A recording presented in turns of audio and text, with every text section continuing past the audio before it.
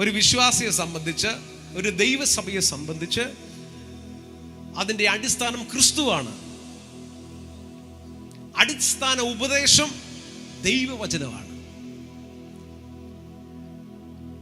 നമ്മുടെ പ്രശ്നം എന്ന് വെച്ചാൽ നമുക്ക് അടിസ്ഥാനം പലർക്കും ഇല്ല. നമുക്ക് ഫാസ്റ്റ് ഫുഡ് വേണം.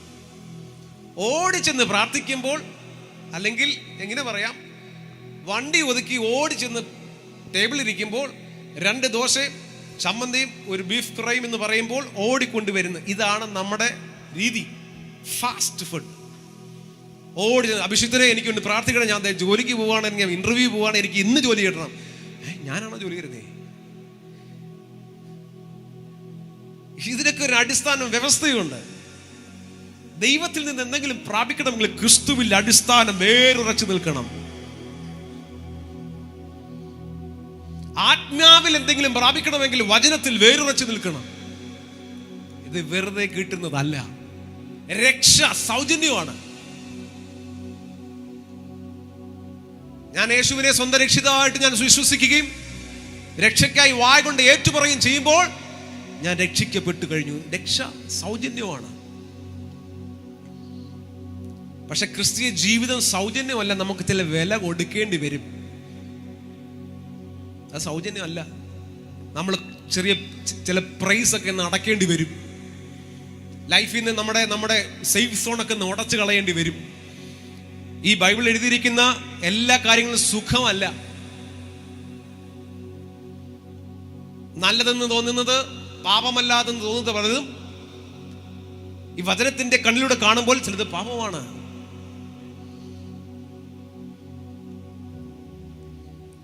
ഈ ലേഖനങ്ങളിൽ പൗലോസ് എഴുതുമ്പോൾ എല്ലാ സഭയുടെയും മൂലക്കല്ല് ക്രിസ്തുവാക്കി അപ്പോസ്തലന്മാരായി കൂട്ടുകല്ലാക്കി കെട്ടിപ്പൊക്കിയതാണ് ദൈവസഭകൾ. ഈ യെരൂശലേം ദേവാലയത്തിന്റെ മതിലുകൾ പൊളിഞ്ഞു കിടക്കുമ്പോൾ ഒരു കൈ കൊണ്ട് യുദ്ധം ചെയ്തിട്ട് ഒരു കൈ കൊണ്ട് മതില് പണിതു. ദൈവത്തോട് പറഞ്ഞാൽ പോരെ, കർത്താവേ മതില് പണിയണം, ദൂതന്മാർ വന്നിട്ട് പുതിയൊരു മതില് പണിയത്തില്ലയോ? നമ്മൾ ചെയ്യേണ്ട ചില കാര്യങ്ങളുണ്ട്. നമ്മൾ ചെയ്യേണ്ട ചില യുദ്ധങ്ങളുണ്ട്. നമ്മൾ കെട്ടിപ്പൊക്കേണ്ട ചില കാര്യങ്ങളുണ്ട്. യഹോവ നമുക്ക് കാര്യം സാധിപ്പിക്കും. ആകെ നമ്മൾ ചേർന്ന് നമ്മൾ പണിയാൻ പോവുകയാണ്. കുടുംബജീവിതമായാലും കുടുംബമായാലും നമ്മുടെ വ്യക്തിപരമായ ജീവിതമായാലും ക്രിസ്തീയ ജീവിതമായാലും ഒരു അടിസ്ഥാനം വേണം. ക്രിസ്തു എന്ന പാറമേൽ ഉറച്ചു നിൽക്കണം. ഈ പാറമേൽ ഞാൻ ഉറച്ചു നിൽക്കുന്നു എന്ന് ഉറപ്പുള്ളവനാണ് ചോദിക്കുമ്പോഴും നനയ്ക്കുന്നതിനപ്പുറം ദൈവം നമുക്ക് തരുന്നത്. അല്ലാതെ നമ്മൾ പോയിരുന്ന് നമ്മൾ എത്രയോ നാള് പ്രാർത്ഥിക്കുന്നു, എത്രയോ നാള് ഉപവസിച്ചു, വിഷയത്തിന് ഒരു മറുപടിയും കിട്ടുന്നില്ല. എന്താ? നീ നിൽക്കുന്ന ആ കാല് വെച്ചിരിക്കുന്ന സ്ഥലം എവിടാണെന്ന് നോക്കണം. വഴുതി പോകുന്നതാണോ? കർത്താവ് നോക്കും, ദൈവം നോക്കും. എൻ്റെ പുത്രനായ ക്രിസ്തുവിലാണോ നീ ഉറച്ചു നിൽക്കുന്നത്? പാറമേലാണോ നിന്റെ കാലിരിക്കുന്നത്? ദൈവത്തിന് തരാൻ ഒരു മടിയില്ല. നീ ചോദിക്കുന്നതിന് അപ്പുറം കർത്താവ് എനിക്ക് അറിയാം. നീ ചോദ്യത്തിൻ്റെ ആവശ്യം എന്താന്ന് നാം പറയുന്നതിന് മുൻപേ കർത്താവിനറിയാം. പക്ഷെ ഞാൻ നിനക്ക് തന്നാൽ നീ ചിലപ്പോൾ നീ വഴുതി പോകാൻ സാധ്യതയുണ്ട്. നീ ക്രിസ്തുവിലാണ് ഉറച്ചു നിൽക്കുന്നെങ്കിൽ, ഈ വചനത്തിന്റെ അടിസ്ഥാനത്തിലാണ്, ഉപദേശത്തിലാണ് നീ ഉറച്ചു നിൽക്കുന്നുണ്ടെങ്കിൽ നിന്റെ കയ്യിൽ എന്ത് തന്നാലും ഉറപ്പുണ്ടായിരിക്കും. ഹല്ലേലൂയ. കൊലോസ്യർക്ക് എഴുതിയ ലേഖനം 2-ാം അധ്യായം ആദ്യം മുതൽ ഒന്ന് വായിക്കാവോ? ലിബിനൊന്ന് വായിക്കാവോ? നിങ്ങൾക്കും ലവോദിക്കയിലുള്ളവർക്കും ജഡത്തിൽ എൻ്റെ മുഖം കണ്ടിട്ടില്ലാത്ത എല്ലാവർക്കും വേണ്ടി അവർ ക്രിസ്തു എന്ന ദൈവമർമ്മത്തിൻ്റെ പരിജ്ഞാനവും വിവേകപൂർണതയുടെ സമ്പത്തും പ്രാപിപ്പാൻ തക്കവണ്ണം സ്നേഹത്തിൽ ഏകീഭവിച്ചിട്ട് ഹൃദയങ്ങൾക്ക് ആശ്വാസം ലഭിക്കണം എന്ന് വെച്ച് ഞാൻ എത്ര വലിയ പോരാട്ടം കഴിക്കുന്നു. മതി. ഈ ക്രിസ്തു എന്ന ദൈവമർമ്മം, ഈ ഞാൻ കഴിഞ്ഞ ഏതോ ഒരു മീറ്റിങ്ങിന് പറഞ്ഞു, ഈ അന്യഭാഷ പറയുമ്പോൾ, ഞാൻ ഇവിടാണോ പറഞ്ഞത്, അത് വേറെ എവിടെ സ്ഥലത്താണെന്ന് പറഞ്ഞത് എനിക്കറിയത്തില്ല. അന്യഭാഷ പറയുന്നവർ ആത്മീയ വർധനയ്ക്ക് അന്യഭാഷ പറയുന്നു, നമ്മൾ ആരും തിരിച്ചറിയുന്നില്ല. അന്യഭാഷ പറയുന്ന ദൈവത്തോട് എന്ത് പറയുന്നു? ആർക്കൊന്നും അറിയത്തില്ല. വാ പറഞ്ഞേ, മർമ്മങ്ങളെ പ്രസ്താവിക്കുന്നു. അല്ലേ? ആ മർമ്മം എന്താണ്? 1 കൊരിന്ത്യർക്ക് ലേഖനം 2-ാം അധ്യായം 7-ാമത്തെ വാക്യം ഒന്ന് വായിച്ചേ.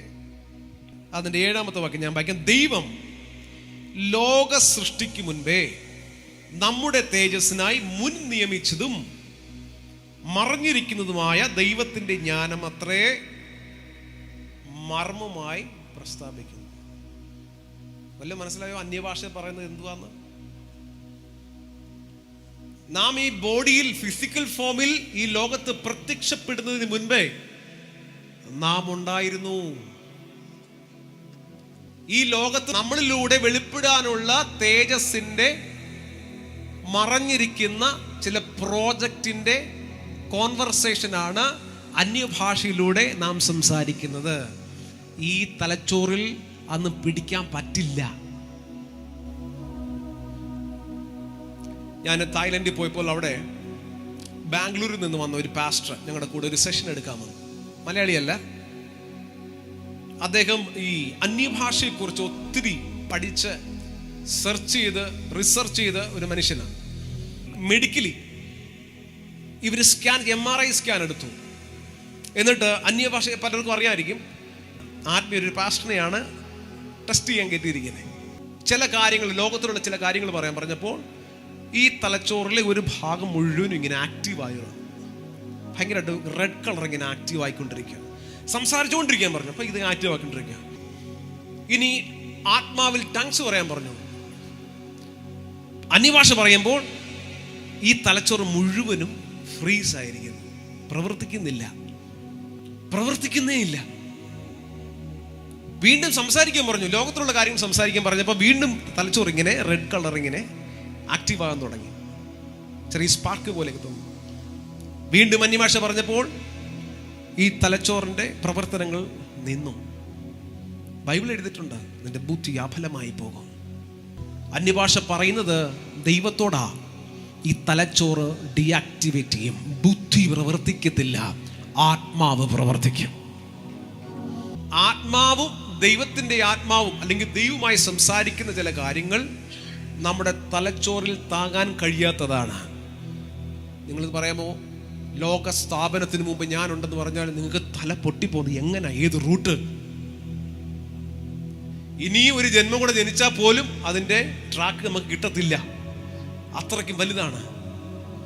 നമ്മുടെ ശരീരത്തിൽ ഈ ആത്മാവ് കയറി ജീവനായി പരിണമിച്ചപ്പോൾ നമ്മുടെ അറിവ് വെക്കുന്ന സമയത്ത് നമ്മൾ കാണുന്നതും കേൾക്കുന്നതാണ് പിന്നെ നമ്മുടെ തലച്ചോറുള്ളത്. അതിനപ്പുറം നമുക്കറിയില്ല. ഒരു കുഞ്ഞ് ഒരു 12 വയസ്സുകാരൻ ആത്മാവിൽ നിറഞ്ഞ് ഒരു വ്യക്തിയോട് പ്രവചിക്കുക, 5 തലമുറയ്ക്ക് അപ്പുറം സംഭവിച്ച കാര്യങ്ങൾ സംസാരിക്കുക. ഈ പയ്യൻ, ഈ കുഞ്ഞ് ജനിച്ചത് എപ്പോഴാ? 12 വർഷങ്ങൾക്ക് മുൻപാ. 100 വർഷത്തിന് മുമ്പുള്ള കാര്യങ്ങൾ എങ്ങനെ ഈ പയ്യൻ പറയുന്നു ആത്മാവിൽ? ഈ പയ്യന്റെ പ്രൊഫറ്റിക്കൽ സ്പിരിറ്റ് ഇവനേക്കാൾ പ്രായമുള്ളതാണ്. 5 തലമുറയേക്കാൾ അപ്പുറം ജനിച്ചതാണ്. ലോക സൃഷ്ടിക്ക് മുൻപേ ഉള്ളതാണ്. വചനത്തിനകത്ത് എഴുതിയിരിക്കുന്നു, ലോക സൃഷ്ടിക്ക് മുൻപേ നമ്മുടെ തേജസ്സിനായി മുൻ നിയമിച്ചതും മറഞ്ഞിരിക്കുന്നതുമായ ദൈവത്തിന്റെ ജ്ഞാനമത്രേ മർമ്മമായി നമ്മൾ പ്രസ്താവിക്കുന്നത്. ഈ കാലങ്ങൾക്കും തലമുറകൾക്കും മറഞ്ഞെടുക്കുന്ന മർമ്മം എന്താണെന്ന് അറിയാവോ? എല്ലാം മർമ്മമാ. അറിയാവോ? മഹത്വത്തിന്റെ പ്രത്യാശയാകുന്ന ക്രിസ്തു നമ്മുടെ അകത്തിരിക്കുന്നത് തന്നെ. ഇതൊക്കെ ഞാൻ കേൾക്കുമ്പോഴല്ലോ ഉറക്കം നഷ്ടപ്പെട്ടിട്ടുണ്ട്. മർമ്മത്തിന്റെ പുറകെ പോണം. അന്യഭാഷ പറയുമ്പോൾ ദൈവത്തോട് നാം മർമ്മങ്ങളെ പ്രസ്താവിക്കുന്നു. ഈ മർമ്മത്തിന്റെ പുറകെ ഞാൻ പോയതാ.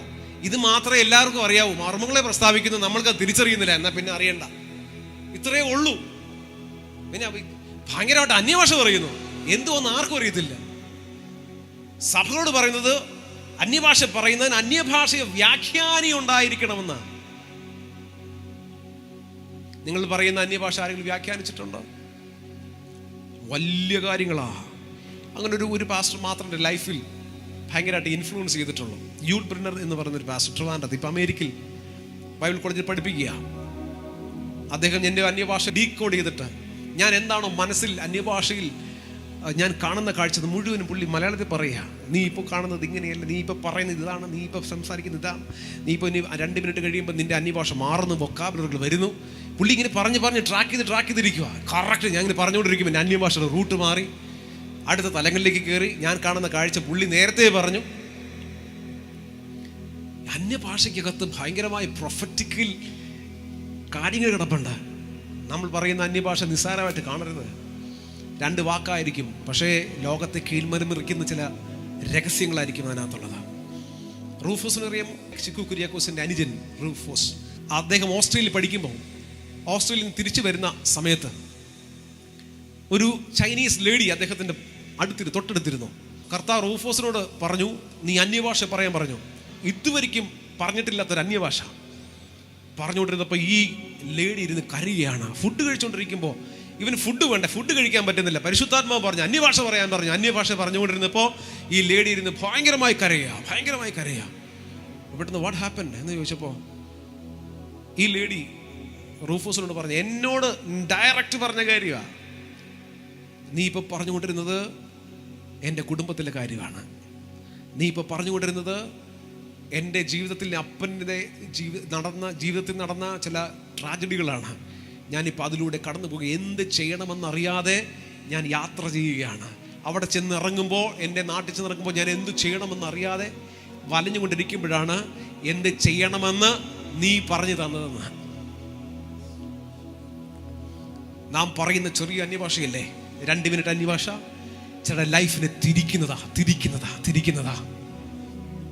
ബസ്സിൽ കയറി അന്യഭാഷ പറഞ്ഞുകൊണ്ടിരിക്കണം. അരോചകം ഉണ്ടാക്കുന്ന അന്യഭാഷയല്ല, ആത്മാവിൽ അന്യഭാഷ പറഞ്ഞുകൊണ്ടിരിക്കണം. ചെറിയ ശബ്ദത്തിൽ അന്യഭാഷ പറഞ്ഞുകൊണ്ടിരിക്കണം. മെട്രോ യാത്ര ചെയ്യുമ്പോൾ, ഫ്ലൈറ്റിൽ യാത്ര ചെയ്യുമ്പോഴേ ആ സമയത്തല്ലേ അന്യഭാഷ പറഞ്ഞിട്ട് ചിലരുടെ മേളിൽ ഫ്ലൈറ്റിനകത്ത് ഇവർ യാത്ര ചെയ്യുന്ന ഫ്ലൈറ്റിനകത്ത് മാനിഫെസ്റ്റേഷൻ ഉണ്ടാകുകയാണ്. അന്യഭാഷയുടെ പവർ അതാണ്. നമ്മൾ അന്യഭാഷ പറയുമ്പോൾ സ്വർഗമായിട്ട് കണക്റ്റ് ആകുകയാണ്. സ്വർഗം ഇറങ്ങി വരികയാണ്, സ്വർഗം തുറക്കുകയാണ്. അത് പറയുന്ന സഭകളോട് പറയുന്ന ക്രിസ്തു എന്ന ദൈവമർമ്മത്തിൻ്റെ പരിജ്ഞാനം അത് ലഭിക്കണമെങ്കിൽ അന്യഭാഷയിൽ പ്രാർത്ഥിച്ചേ മതിയാകത്തുള്ളൂ. അത് കിട്ടണമെങ്കിൽ ഒരു ഭയങ്കര എൻകൗണ്ടർ കിട്ടിയാലേ മതിയാകത്തുള്ളൂ. അടിസ്ഥാനമില്ലാതെ നമ്മുടെ ക്രിസ്ത്യൻ ലൈഫ് മുന്നോട്ട് കൊണ്ടുപോയി കഴിഞ്ഞാൽ നമ്മൾ മറിഞ്ഞു വീഴും. ഒരു ചെറിയ പ്രശ്നം മതി തീരാ. വിശ്വാസമുണ്ടോ? വിശ്വാസിയാണ്. എന്നാൽ വിശ്വാസമുണ്ടോ? ഇല്ല. വിശ്വാസമുണ്ടോ? ഇല്ല. ചെറിയ പ്രശ്നം വരും, ഡള്ളാവും, ഡൗൺ ആവും. ഞാൻ ഉൾപ്പെടെ മനുഷ്യരാ. യേശു കർത്താവ് ഡൗൺ ആയോ? ആയി. കഴിയുമെങ്കിൽ ഈ പാനപാത്രം എന്നിൽ നിന്ന് നീക്കണം. മരണത്തെ പേടിച്ചിട്ടല്ല, പാപത്തെ എനിക്കിഷ്ടമല്ലാത്തത് കൊണ്ട്. എന്നെ കൊല്ലാൻ ഈ ലോകത്ത് ആർക്കും കഴിയത്തില്ല. യേശു കർത്താവ് പറയാ, എന്നെ കൊല്ലാൻ പറ്റത്തില്ല, ഞാൻ ജീവനാണ്. പക്ഷെ ഈ പാപമില്ലേ, ഈ മാനവരാശിയുടെ സകല പാപവും എനിക്ക് താങ്ങാൻ കഴിയുന്നില്ല. കഴിയുമെങ്കിൽ ഈ പാനപാത്രം എന്നിൽ നിന്ന് എടുത്ത് കളയണം. എന്നാലും അങ്ങയുടെ ഇഷ്ടം മാത്രം ഞാൻ ചെയ്യും. ഒരു 33.5 വയസ്സുള്ള ഒരു ചെറുപ്പക്കാരൻ്റെ ശരീരത്തിൽ നിന്ന് മുഴുവനും രക്തവും വാർന്നു പോയിട്ടും ആ കുരിശും കൊണ്ട് കയറിയോ? 20% നമ്മുടെ ബോഡിയിൽ നിന്ന് രക്തം മാറി. എന്തിനാ ഈ ബ്ലഡ് കൊടുക്കാൻ ബ്ലഡ് ബാങ്കിൽ ചെന്നിട്ട് ഇറങ്ങി വരുമ്പോൾ തല ഇറങ്ങി വീഴുന്ന ആളാ നമ്മൾ. ഒരു ഫ്രൂട്ടി കുടിക്കണമെന്ന് നിൽക്കാൻ, ഒരു ജ്യൂസ് കുടിക്കണമെന്ന് സ്റ്റേണായിട്ട് നിൽക്കാൻ, മണിക്കൂറുകൾ അടികൊണ്ട് മണിക്കൂറുകൾ ഈ മുതുക് മുഴുവനും ഉഴവുചാല പോലെ കീറി, കണ്ടാൽ ആടല്ല എന്ന് രൂപമായിട്ട് മാംസവും ആ ത്വക്ക് മുഴുവൻ തൂങ്ങിക്കിടക്കുന്നു. രക്തം മുഴുവനും വാർന്നു പോയി. ഒരു ആക്സിഡന്റ് ഉണ്ടായാൽ, ഒരു ആഴത്തിലൊരു മുറിവ് സംഭവിച്ചാൽ ആദ്യം പോകും നമ്മുടെ പ്രഷറാ. ഡോക്ടർ ആദ്യം സാച്ചുറേഷൻ ചെക്ക് ചെയ്യും. ലോ പ്രഷർ ആണെങ്കിൽ കൊണ്ടുകയറ്റാൻ പറയും, ട്രിപ്പ് കൊടുക്കും, മെഡിസിൻസ് ഫസ്റ്റ് എയ്ഡ് കൊടുക്കും. ഇല്ലേ? ഒരു മുറിവ്, ഒരു 10 സ്റ്റിച്ചിൻ്റെ ഒരു മുറിവ്. യേശു കർത്താവിൻ്റെ അടിയുടെ ആ ആഴവും മുറിവിൻ്റെ ആഴവും നോക്കിക്കഴിഞ്ഞാൽ എവിടെ സ്റ്റിച്ച് ഇടാനാ? വിരൂപമായി പോയെന്ന്. ഒരു ചെറുപ്പക്കാരൻ്റെ ശരീരം മുഴുവനും വിരൂപമായി പോയി, ഭാര്യയിൽ മുഴുവനും കാണാം. അതിൻ്റെ വിലയായി കർത്തൃമേശ. അറിയാമോ? അതിൻ്റെ വിലയാ നമ്മൾ ഓരോരുത്തരും അതിൻ്റെ വിലയാ. ആ രക്തത്തിൻ്റെ വില, ഒരു ചെറുപ്പക്കാരൻ്റെ ചൂടുള്ള രക്തത്തിൻ്റെ വിലയാ നമ്മൾ. ചെറുപ്പക്കാരൻ്റെ ശരീരത്തിലെ രക്തം മുഴുവനും വാർന്നു പോയി. ആ കുരിശും കൊണ്ട് വീണും എഴുന്നേറ്റും ക്രൂശിൽ കയറിയപ്പോൾ ഭയങ്കര ഇരുട്ടുണ്ടായി, ഭൂകമ്പം ഉണ്ടായി. ഇവർ ഓടുന്ന ഇടയ്ക്ക് പറഞ്ഞു, നീ ഓടുന്നതിന് ഇടയ്ക്ക് ഇവര് ശരിക്കും പറഞ്ഞ ഓടി ഒളിക്കുന്നതിന് മുമ്പ് അവനെ കൊന്നിട്ട് വരാനാ പറഞ്ഞേ. അവൻ്റെ അസ്ഥികളൊന്നും ഒടിഞ്ഞില്ല. പ്രവചനമാണ്. അവൻ്റെ അസ്ഥികളൊന്നും തൊടാൻ പറ്റിയിട്ടില്ല. അസ്ഥികൾ ഒടിഞ്ഞില്ല. ദ്രവത്വം കാണുവാൻ അവൻ സമ്മതിച്ചിട്ടില്ല. അവൻ്റെ അസ്ഥികളൊന്നും ഒടിഞ്ഞു പോയതുമില്ല. ആരാ പ്രവചിച്ചെന്നറിയാമോ? ദാവീദ്. യേശു കർത്താവിനെ കുറിച്ച് പ്രവചിച്ചത്. ദാവീദ് ഇസ്രായേലിന്റെ മധുരഗായന, ഇസ്രായേലിന്റെ രാജാവൊക്കെ തന്നെ. പക്ഷേ ഞാൻ വായിച്ചപ്പോൾ അദ്ദേഹം ഒരു പ്രവാചകനാണ്. യേശു കർത്താവിന്റെ മരണവും യേശു കർത്താവിന്റെ ജീവിതവും പരിശുദ്ധാത്മാവിനെ കുറിച്ചൊക്കെ പ്രവചിച്ച ആളാണ്. അസ്ഥികളൊന്നും ഒടിഞ്ഞു, അടിച്ചു പറ്റിയില്ല. കുന്തം കൊണ്ടൊന്ന് കുത്തി ഹാർട്ട് തുളച്ചുപോയി. ഹാർട്ടിനകത്ത് വെള്ളവും രക്തം കാണത്തില്ല, വെള്ളം വന്നെന്നാ. ആ ശരീരത്തിൽ ഒരു തുള്ളി രക്തമില്ലായിരുന്നു. അത് മുഴുവൻ എനിക്ക് വേണ്ടി തന്നതാ. ക്രിസ്തീയ ലൈഫ്, യേശുവിൻ്റെ മരണവും യേശു നമുക്ക് വേണ്ടി തന്ന വിലയും, ഈ ക്രിസ്തു എന്ന പാറമേൽ ഉറച്ചു നിൽക്കുന്ന, ആ ക്രിസ്തു എന്ന പാതയിൽ നടക്കുന്ന, ഈ കൽപ്പനയിൽ നടക്കുന്ന ഒരു ലൈഫാ ക്രിസ്തീയ ലൈഫ്. ഇതാ മർമ്മം. ഈസിയാ കേട്ടോ, ഈസിയാ. നമ്മുടെ ഇഷ്ടങ്ങളൊക്കെ ഒന്ന് മാറ്റി വെച്ചാൽ മതി. തൽക്കാലമുള്ള സുഖങ്ങളൊന്ന് മാറ്റി വെച്ചാൽ മതി. ക്രിസ്തുവിൽ നിൽക്കാം. വളരെ സുഖമാ. എന്നാ ലൈഫാ, എന്നാ ഗ്ലോറിയസാ. പേടിക്കണ്ട. ഇന്ന് മരിച്ചാൽ ക്രിസ്തുവിനെ മുഖാമുഖം കാണാം. ആ ഉറപ്പ് ആർക്കാവുള്ള ഈ ലോകത്ത്? മരണമുണ്ടോ? ഇല്ല. യേശു കർത്താവിനെ കൊല്ലാൻ കഴിയത്തില്ല. പിശാച് ചോദിച്ചേ, ഈ കല്ലിനോട് അപ്പമാക്കി തീരാൻ കൽപ്പിക്കുക. 40 ദിവസം ഫുഡ് കഴിക്കാതിരിക്കുന്ന ഒരു മനുഷ്യന് എന്തുവാ വേണ്ടുന്നേ? മൊബൈലാണോ? എന്തുവാ വേണ്ടുന്നേ? ഫുഡാ വേണ്ടേ? യേശു പറഞ്ഞു, ഓക്കെ, ഞാൻ സകല സൃഷ്ടിതാവായ ദൈവമാണ്. എന്നാ നീ കൽപ്പിച്ചു കഴിഞ്ഞാൽ അത് അപ്പമായി തരും, നീ കഴിക്കുക. പിശാചോട് പറഞ്ഞ വാക്യം എന്ന് പറയാമോ? മനുഷ്യൻ അപ്പം കൊണ്ട് മാത്രമല്ല ജീവിക്കുന്നത്, ഈ മർമ്മം കൊണ്ട് ജീവിക്കുന്നു. ആ വചനത്തെയാണ് അടിച്ച് രക്തം ഊറ്റിക്കൊല്ലാൻ നോക്കിയത്. നടക്കത്തില്ല. അവന്റെ ശരീരത്തിൽ ഒരു തുള്ളി രക്തമില്ലെങ്കിൽ അത് വചനമാണ്. യേശു കർത്താവ് അവസാനം പറഞ്ഞത്, ഞാൻ മരിക്കാൻ പോവുക, ഞാൻ മരിക്കുകയാണെന്ന്. അങ്ങനെയല്ല പറഞ്ഞ, ഞാൻ ദയേ മരിക്കാൻ പോകുന്നു, അങ്ങനെയല്ല പറഞ്ഞ, എൻ്റെ ആത്മാവിനെ അപ്പൻ്റെ കരങ്ങളിലേക്ക് തരികയാണ്. യേശു കർത്താവിന് മരണമില്ല. ആ മരണമില്ലാത്ത ക്രിസ്തുവാണ് നമ്മുടെ അകത്ത് വസിക്കുന്നത്. ക്രിസ്തു എന്ന ദൈവമർമ്മത്തിൻ്റെ പരിജ്ഞാനമാണ് ഞാനിപ്പോൾ പറഞ്ഞത്. അതിൻ്റെ വിവേകപൂർണതയുടെ സമ്പത്ത്. ഞാൻ ഈ സൂപ്പർ നാച്ചുറൽ ഫൈനാൻസിനെ കുറിച്ച് പ്രസംഗിക്കുമ്പോഴേ ഒരു വലിയൊരു പാസ്റ്ററാണ്, വേറൊരു പാസ്റ്ററോട് ഇങ്ങനെ കറങ്ങിയ ക്വസ്റ്റ്യൻ ഇങ്ങനെ കറങ്ങി എൻ്റെ ചെവി വന്നു. ഓഡിയോ ക്ലിപ്പാ. അതെ, നിങ്ങൾ പിന്നെ പ്രോസ്പെരിറ്റി തിയോളജി പറഞ്ഞ ചെറുപ്പക്കാരൻ, നിങ്ങൾ വല്ല കാര്യമുണ്ടോ അങ്ങനെയൊക്കെ? Super natural finance. എന്ത് സൂപ്പർ നാച്ചുറൽ ഫൈനാൻസ്? അത് പിന്നെ ഭൗതികമല്ല, കർത്താവ് വരാറായി, നമ്മളെല്ലാം വിറ്റ്. എന്നാൽ അവിടുത്തെ പാസ്റ്ററിൻ്റെ വാച്ചും അവിടുത്തെ പാസ്റ്ററിൻ്റെ ഡ്രസ്സൊക്കെ ഒന്ന് കണ്ടു കഴിഞ്ഞാൽ പിന്നെ പുള്ളി പറയുന്നത് കർത്താവ് ഇതേ വരുന്നതാണ്. എന്നാൽ പുള്ളി ഇടുന്നതെല്ലാം ലക്ഷക്കണക്കിന് രൂപയുടെ സാധനങ്ങൾ. ഇങ്ങനെയൊക്കെ പറയുന്നേ. അസൂയ കൊണ്ടങ്ങ് സംസാരിക്കുക. നമ്മൾ എങ്ങനെ പോകുന്നത് അവർക്ക് പോലും അറിയത്തില്ല, ആർക്കും അറിയത്തില്ല. Super natural. അപ്പം ഞാനിങ്ങനെ തിരിച്ച് മറുപടി പറഞ്ഞു. ഞാൻ ആ പാസ്റ്ററോട് പറയാൻ പറഞ്ഞില്ല, ഇങ്ങനെ പറഞ്ഞു, ഒരു സാധ്യതയുമില്ലാത്ത ഒരു സാഹചര്യം, ആർക്കും സഹായിക്കാൻ പറ്റാത്ത ഒരു സാഹചര്യം, ദൈവം നമുക്ക് വേണ്ടി ഒരു ഡോറ് തുറന്നത് സൂപ്പർ നാച്ചുറൽ ആണോ സാധാരണ ആണോ? പറഞ്ഞു. 2 കോടി രൂപ കടം, ജപ്തിയല്ല, വന്ന് വെടിവെച്ച് കൊല്ലും. ആ ഒരു സാഹചര്യം, ആർക്കും നമ്മളെ സഹായിക്കാൻ കഴിയത്തില്ല. ഒരു രാത്രി ആയപ്പോൾ ആരോടോ കർത്താവ് സംസാരിച്ചു, ഈ മകന് ഇത്ര രൂപ കൊടുക്കണമെന്ന് ഒരാളോട് ഇടപെട്ടിട്ട് ബാങ്കിൽ അയച്ചു കൊടുക്കുക. കർത്താവ് എന്നോട് പറഞ്ഞു, ഒരു 5 കോടി രൂപ നിനക്ക് അയച്ചു തരാൻ. അങ്ങനെ ഇങ്ങനെ നടന്നിട്ടുണ്ട്. പുനലൂർ ഒരു ദൈവദാസന് കടന്നിട്ടുണ്ട്. കോടിക്കണക്കിന് രൂപ കൊടുത്തിട്ടുണ്ട്. നടക്കുന്ന സംഭവം ഇപ്പോഴും. ഇങ്ങനെ കൊടുത്താൽ അത് സൂപ്പർ നാച്ചുറൽ ആണോ നാച്ചുറൽ ആണോ? സൂപ്പർ നാച്ചുറൽ അല്ലേ? ആ സമ്പത്തിനെ എന്ത് പറഞ്ഞു? നോർമൽ സമ്പത്ത് എന്ന് പറയാൻ പറ്റുമോ? അത് സൂപ്പർ നാച്ചുറൽ ഫൈനാൻസ് ആണത്. എന്റെ ദൈവം സൂപ്പർ നാച്ചുറലാ, നാച്ചുറൽ അല്ല. എന്റെ ദൈവത്തെ നേരിട്ട് കാണാൻ കഴിയത്തില്ല. അത്രയ്ക്ക് മഹിമയിൽ വസിക്കുന്നതാണ് നിന്റെ ദൈവം. തേജസ് വാരി ചുറ്റിയവനാണ് എന്റെ ദൈവം. എന്റെ ക്രിസ്തുവിലൂടെ മാത്രമേ എനിക്ക് കാണാൻ കഴിയൂ, വചനത്തിലൂടെ മാത്രമേ എനിക്ക് കാണാൻ കഴിയത്തുള്ളൂ. അവൻ എന്റെ അപ്പനാണ്. ദൂതന്മാർക്ക് പോലും കാണാൻ കഴിയുന്നില്ല. ആ ദൈവം സൂപ്പർ നാച്ചുറൽ ആണോ നാച്ചുറൽ ആണോ? Super natural.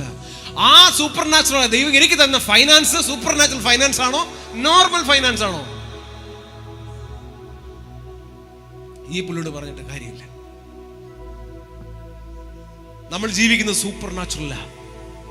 ഞാൻ മലയാളത്തിൽ പറയാം, നമ്മൾ ജീവിക്കുന്നത് കൃപയാല.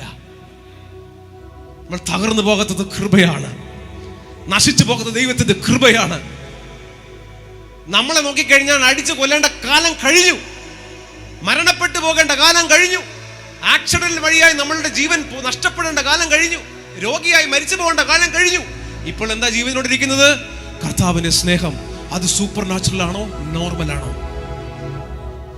ക്രിസ്തീയ ജീവിതം സൂപ്പർ നാച്ചുറൽ, വിശ്വാസത്തിന്റെ ജീവിതമാണ്. എത്രയോ പേര് ആത്മഹത്യ ചെയ്തു. എന്തിനാ? കടഭാരം കൊണ്ട്. എത്ര പേര് ആത്മഹത്യ ചെയ്തു? രോഗം സൗഖ്യമാകാത്തതുകൊണ്ട്. എത്രയോ കിംസ് ഹോസ്പിറ്റലിന്റെ മുകളിൽ നിന്ന് എത്രയോ പേര് ചാടി. ക്യാൻസർ രോഗിയായിട്ട്, കോവിഡായിട്ട് എത്ര കോവിഡ് രോഗികൾ എത്ര പേര് ചാടിയിരിക്കുന്നു. കാരണം നാളെ എന്തായാലും മരിക്കും, എന്തിനാ ഞാൻ ഇവിടെ കിടക്കുന്നത്? ചാടി അങ്ങ് മരിക്കുക. കാരണം എൻ്റെ ജ്യേഷ്ഠൻ്റെ വൈഫ് അവിടെ ജോലി ചെയ്യുന്നത്. എത്രയോ മരണം കാണുന്നു, മേലിനെടുത്ത് ചാടുന്നത്, ഡിപ്രഷനായിട്ട്. എന്താ നമുക്ക് രോഗം വരുന്നില്ലേ? നമുക്ക് കടഭാരം ഇല്ലയോ? എന്താ ആത്മഹത്യ ചെയ്യാത്ത? എവിടെയോ അകത്തൊരു വിശ്വാസമുണ്ട്, എൻ്റെ കർത്താവ് ഇന്നല്ലെങ്കിൽ നാളെ ഇതിനെ നീക്കുപോക്ക് തരുമെന്നൊരു വിശ്വാസം. ഇത് സൂപ്പർ നാച്ചുറൽ ആണോ? ആണ്. ഹല്ലേലൂയ. ഒന്ന് കരങ്ങളൊന്ന് ഉയർത്തിപ്പിടിച്ച കർത്താവേ, അങ്ങ് തന്ന സ്നേഹത്തിന് നന്ദി എന്ന് പറഞ്ഞേ. അങ്ങ് തന്ന കർത്താവെ സ്നേഹത്തിന് നന്ദി എന്ന് പറഞ്ഞേ.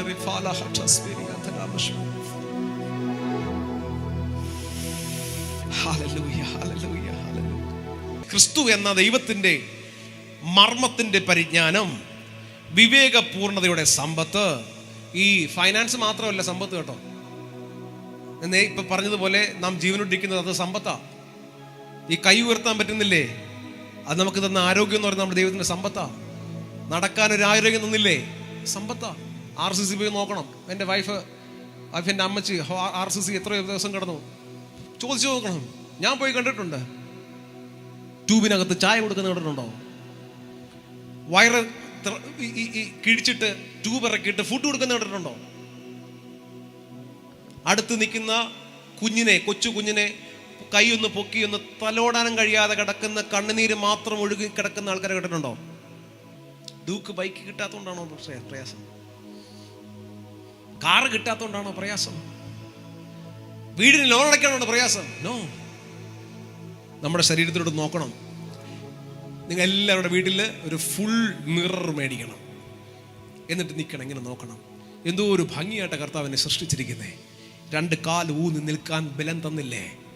ഫുഡ് കഴിക്കാൻ കയ്യിൽ ആരോഗ്യം തന്നില്ലേ? വായ്ക്ക് ആരോഗ്യം തന്നില്ലേ?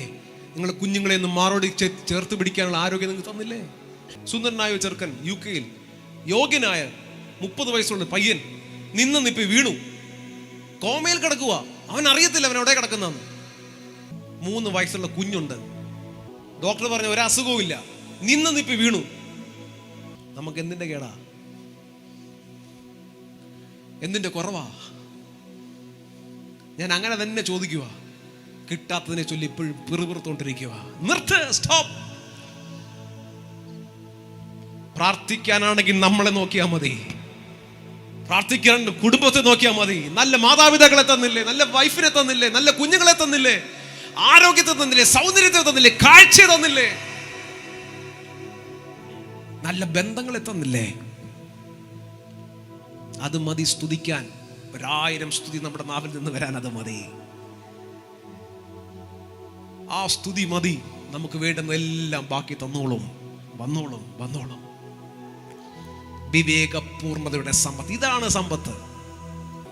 പരിശുദ്ധാത്മാവിനല്ലാതെ നമുക്ക് സ്വർഗ്ഗരാജ്യത്തിൽ കയറാൻ പറ്റത്തില്ല. അത് പുനരുദ്ധാനത്തിന്റെ ശക്തിയാണ്.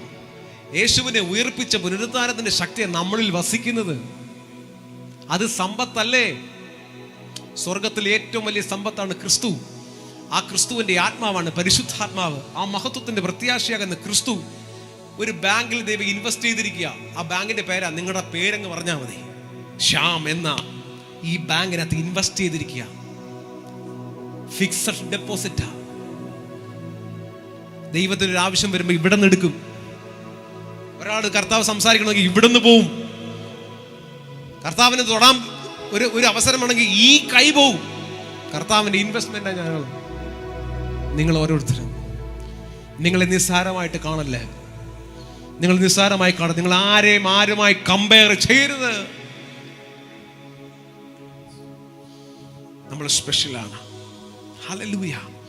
ഈ സമ്പത്തും ഈ മർമ്മത്തിന്റെ പരിജ്ഞാനവും നമ്മുടെ ജീവിതത്തിൽ ലഭിക്കണമെങ്കിൽ എന്ത് ചെയ്യണം എന്നറിയാം? ഒരു കീയ രഹസ്യങ്ങളെ ഞാൻ തുറക്കുന്ന സ്നേഹത്തിൽ ഏകീഭവിക്കണം. ക്രിസ്തുവിന്റെ സ്നേഹത്തിൽ, ദൈവത്തിന്റെ സ്നേഹത്തിൽ ഏകീഭവിച്ചാൽ മാത്രമേ ഇത് നമുക്ക് ലഭ്യമായി തീരത്തുള്ളൂ. ഓടിപ്പോയിരുന്ന ഒന്ന് തലയെ കൈവച്ച് പാസ്റ്റർ എന്ന് പറഞ്ഞാൽ ഈ സാധനം വരത്തില്ല. ക്രിസ്തുവിന്റെ മർമ്മം വരണമെങ്കിൽ സ്നേഹത്തിലേ പറ്റൂ. മോശയുടെ ന്യായപ്രമാണമുണ്ട്, യേശുവിന്റെ ന്യായപ്രമാണമുണ്ട്. ഞാൻ വാക്യമൊന്നും എടുക്കുന്നില്ല. ബൈബിളിൽ മോശയ്ക്കൊരു ന്യായപ്രമാണമുണ്ട്, ക്രിസ്തുവിന്റെ ന്യായപ്രമാണം, യേശുവിന്റെ ന്യായപ്രമാണം. മോശയുടെ ന്യായപ്രമാണത്തിൽ നമ്മൾ എഴുതിയിരിക്കുന്നത് ഇങ്ങനെ കൊല ചെയ്യരുത്, വ്യഭിചാരം ചെയ്യരുത്, ഇങ്ങനെ ഞാനല്ലാതെ മറ്റൊരു ദൈവം നിനക്ക് ഉണ്ടാകരുതെന്ന് പറഞ്ഞ് ഇങ്ങനെ തുടങ്ങി, ദശാംശം കൊടുക്കണം, വഴിപാട് കൊടുക്കണം എന്ന് ഇങ്ങനെ തുടങ്ങി ഇങ്ങനെ വന്ന് കൽപ്പനകൾ തീരും. അത് ഭയങ്കര പ്രയാസം, ലിസ്റ്റ് ബൈ ലിസ്റ്റായിട്ട് അനുസരിക്കാനൊക്കെ പാടാം. യേശു കർത്താവ് അതെല്ലാം കൂടെ കൂട്ടി അരച്ച് ഒരു ക്യാപ്സൂളാക്കി. യേശു കർത്താവ് പറഞ്ഞു, ഞാൻ ന്യായപ്രമാണത്തെ മാറ്റാനല്ല നീക്കാനല്ല വന്നത്, ന്യായപ്രമാണത്തെ നിവർത്തിക്കാനാ വന്നത്. അതെങ്ങനെ? ലിസ്റ്റ് ബൈ ലിസ്റ്റ് ആയിട്ട് ഇങ്ങനെ എഴുതി ഇങ്ങനെ വെച്ചിട്ട് ഇത് ഓക്കെ, അടുത്ത അവിടെ ചെന്നിട്ട് ഇത് ശരി. നോ, യേശു കർത്താവ് ഇതെല്ലാം കൂടെ അരച്ച് കലക്കി ഒരു ക്യാപ്സൂളാക്കി. ആ ക്യാപ്സൂളിന്റെ പേരാണ് സ്നേഹം, ലവ്. ന്യായപ്രമാണം മുഴുവനും സ്നേഹമാക്കി. ഈ സ്നേഹത്തിൽ ഏകീഭവിക്കാതെ ദൈവത്തിലെ ക്രിസ്തുവിൽ നിന്നുള്ള ഓരോ സംഭവങ്ങളും നമ്മുടെ ജീവിതത്തിൽ വരുമെന്ന് പ്രതീക്ഷിക്കേ വേണ്ട. ഇത് ഫാസ്റ്റ് ഫുഡ് അല്ല. നമ്മൾ വില കൊടുക്കണം. വില കൊടുത്താലേ നമുക്കിത് കിട്ടത്തുള്ളൂ. ആ വാക്യം ഒന്നുകൂടെ വായിക്കാവോ? ക്രിസ്തു എന്ന ദൈവമർമ്മത്തിന്റെ പരിജ്ഞാനവും വിവേകപൂർണതയുടെ സമ്പത്തും പ്രാപിപ്പാൻ തക്കവണ്ണം സ്നേഹത്തിൽ ഏകീഭവിച്ചിട്ട്. എന്ത് പ്രാപിക്കണം എങ്കിൽ ക്രിസ്തു എന്ന ദൈവമർമ്മത്തിന്റെ പരിജ്ഞാനവും വിവേകപൂർണതയുടെ സമ്പത്തും പ്രാപിക്കാൻ എന്ത് വേണം? സ്നേഹത്തിൽ ഏകീഭവിച്ചിട്ട് ഹൃദയത്തിൽ ആശ്വാസം ലഭിക്കണം. അതിനുവേണ്ടി പൗലോസ് എന്ന അപ്പോസ്തലൻ പോരാടുകയാണ്, വില കൊടുക്കുകയാണ്. നിസ്സാരമല്ല. നേരത്തെ പറഞ്ഞതുപോലെ രക്ഷ നമുക്ക് ഫ്രീയാ, സൗജന്യമാണ്. പക്ഷേ അതിനകത്ത് ചിലത് പ്രാപിക്കണമെങ്കിൽ നമ്മൾ പോരാടണം. പാപത്തോട് മരണത്യാഗത്തോളം പോരാടണം. ചിലത് വിടേണ്ടത് വിടണം. എന്ത് പ്രാപിക്കണമെങ്കിൽ? ക്രിസ്തുവിനുള്ളത് പ്രാപിക്കണമെങ്കിൽ ഓടിപ്പോയി ഒരു കൈവപ്പ് മേടിച്ച് വരുമ്പോ ക്രിസ്തുവിനുള്ളതെല്ലാം കയറുകയല്ല.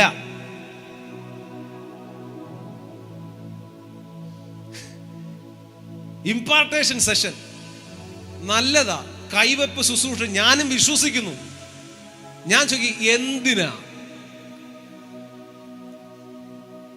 ഞാനൊരു വലിയൊരു സംഘടനയില്, ഭയങ്കര ഒരു സംഘടന, തീ പാറുന്ന മെസ്സേജ്, തീ പാറുന്ന ശുശ്രൂഷ എനിക്ക് ഭയങ്കര ഇഷ്ടം. ഞാൻ പോയി ഇരിക്കാറുണ്ട് അവിടെ. ഞാനും ഇമ്പാർട്ടേഷൻ സെഷൻ ഓടിപ്പോയി ഫ്രണ്ടിൽ നിൽക്കാറുണ്ട്. ഇടിയും ചവിട്ടും എല്ലാം കൊണ്ട് അവിടെ പോയി നിൽക്കാറുണ്ട്, കൈ വെപ്പിക്കാറുണ്ട്. കർത്താവിനോട് ചോദിക്കുക, എന്തിന്? കാരണം ഞാൻ കഴിഞ്ഞ വർഷവും പോയി തലയെ കൈവച്ചതാ, എന്റെ തലയെ കൈവെപ്പിച്ചതാ. ഈ വർഷം ഈ തലയെ കൈവച്ചതിന്റെ അഭിഷേകം കൊണ്ട് ഞാൻ ഒന്നും ചെയ്തിട്ടില്ല. ഒരു അഭിഷിക്തൻ വില കൊടുത്ത് മേടിച്ച അല്ലെങ്കിൽ വില കൊടുത്ത് പ്രാപിച്ച ചില അഭിഷേകത്തിന്റെ കൈവെപ്പ് നമ്മുടെ മേൽ തരുമ്പോ നമ്മോട് ദൈവം ചോദിക്കും, നിന്റെ ഈ കൈവെപ്പിനാൽ അടുത്ത വർഷം നീ ഈ സ്റ്റേജിൽ നിൽക്കണം. മനസ്സിലായില്ല? എല്ലാ വർഷവും ഓടിച്ചെന്ന് മേടിക്കുന്നവരുടെ കൂട്ടത്തിൽ ഞാനും ഉണ്ടായിരുന്നു. കർത്താവ് ചോദിച്ചു, എന്തിന്? ഒരു പെരുപ്പ്.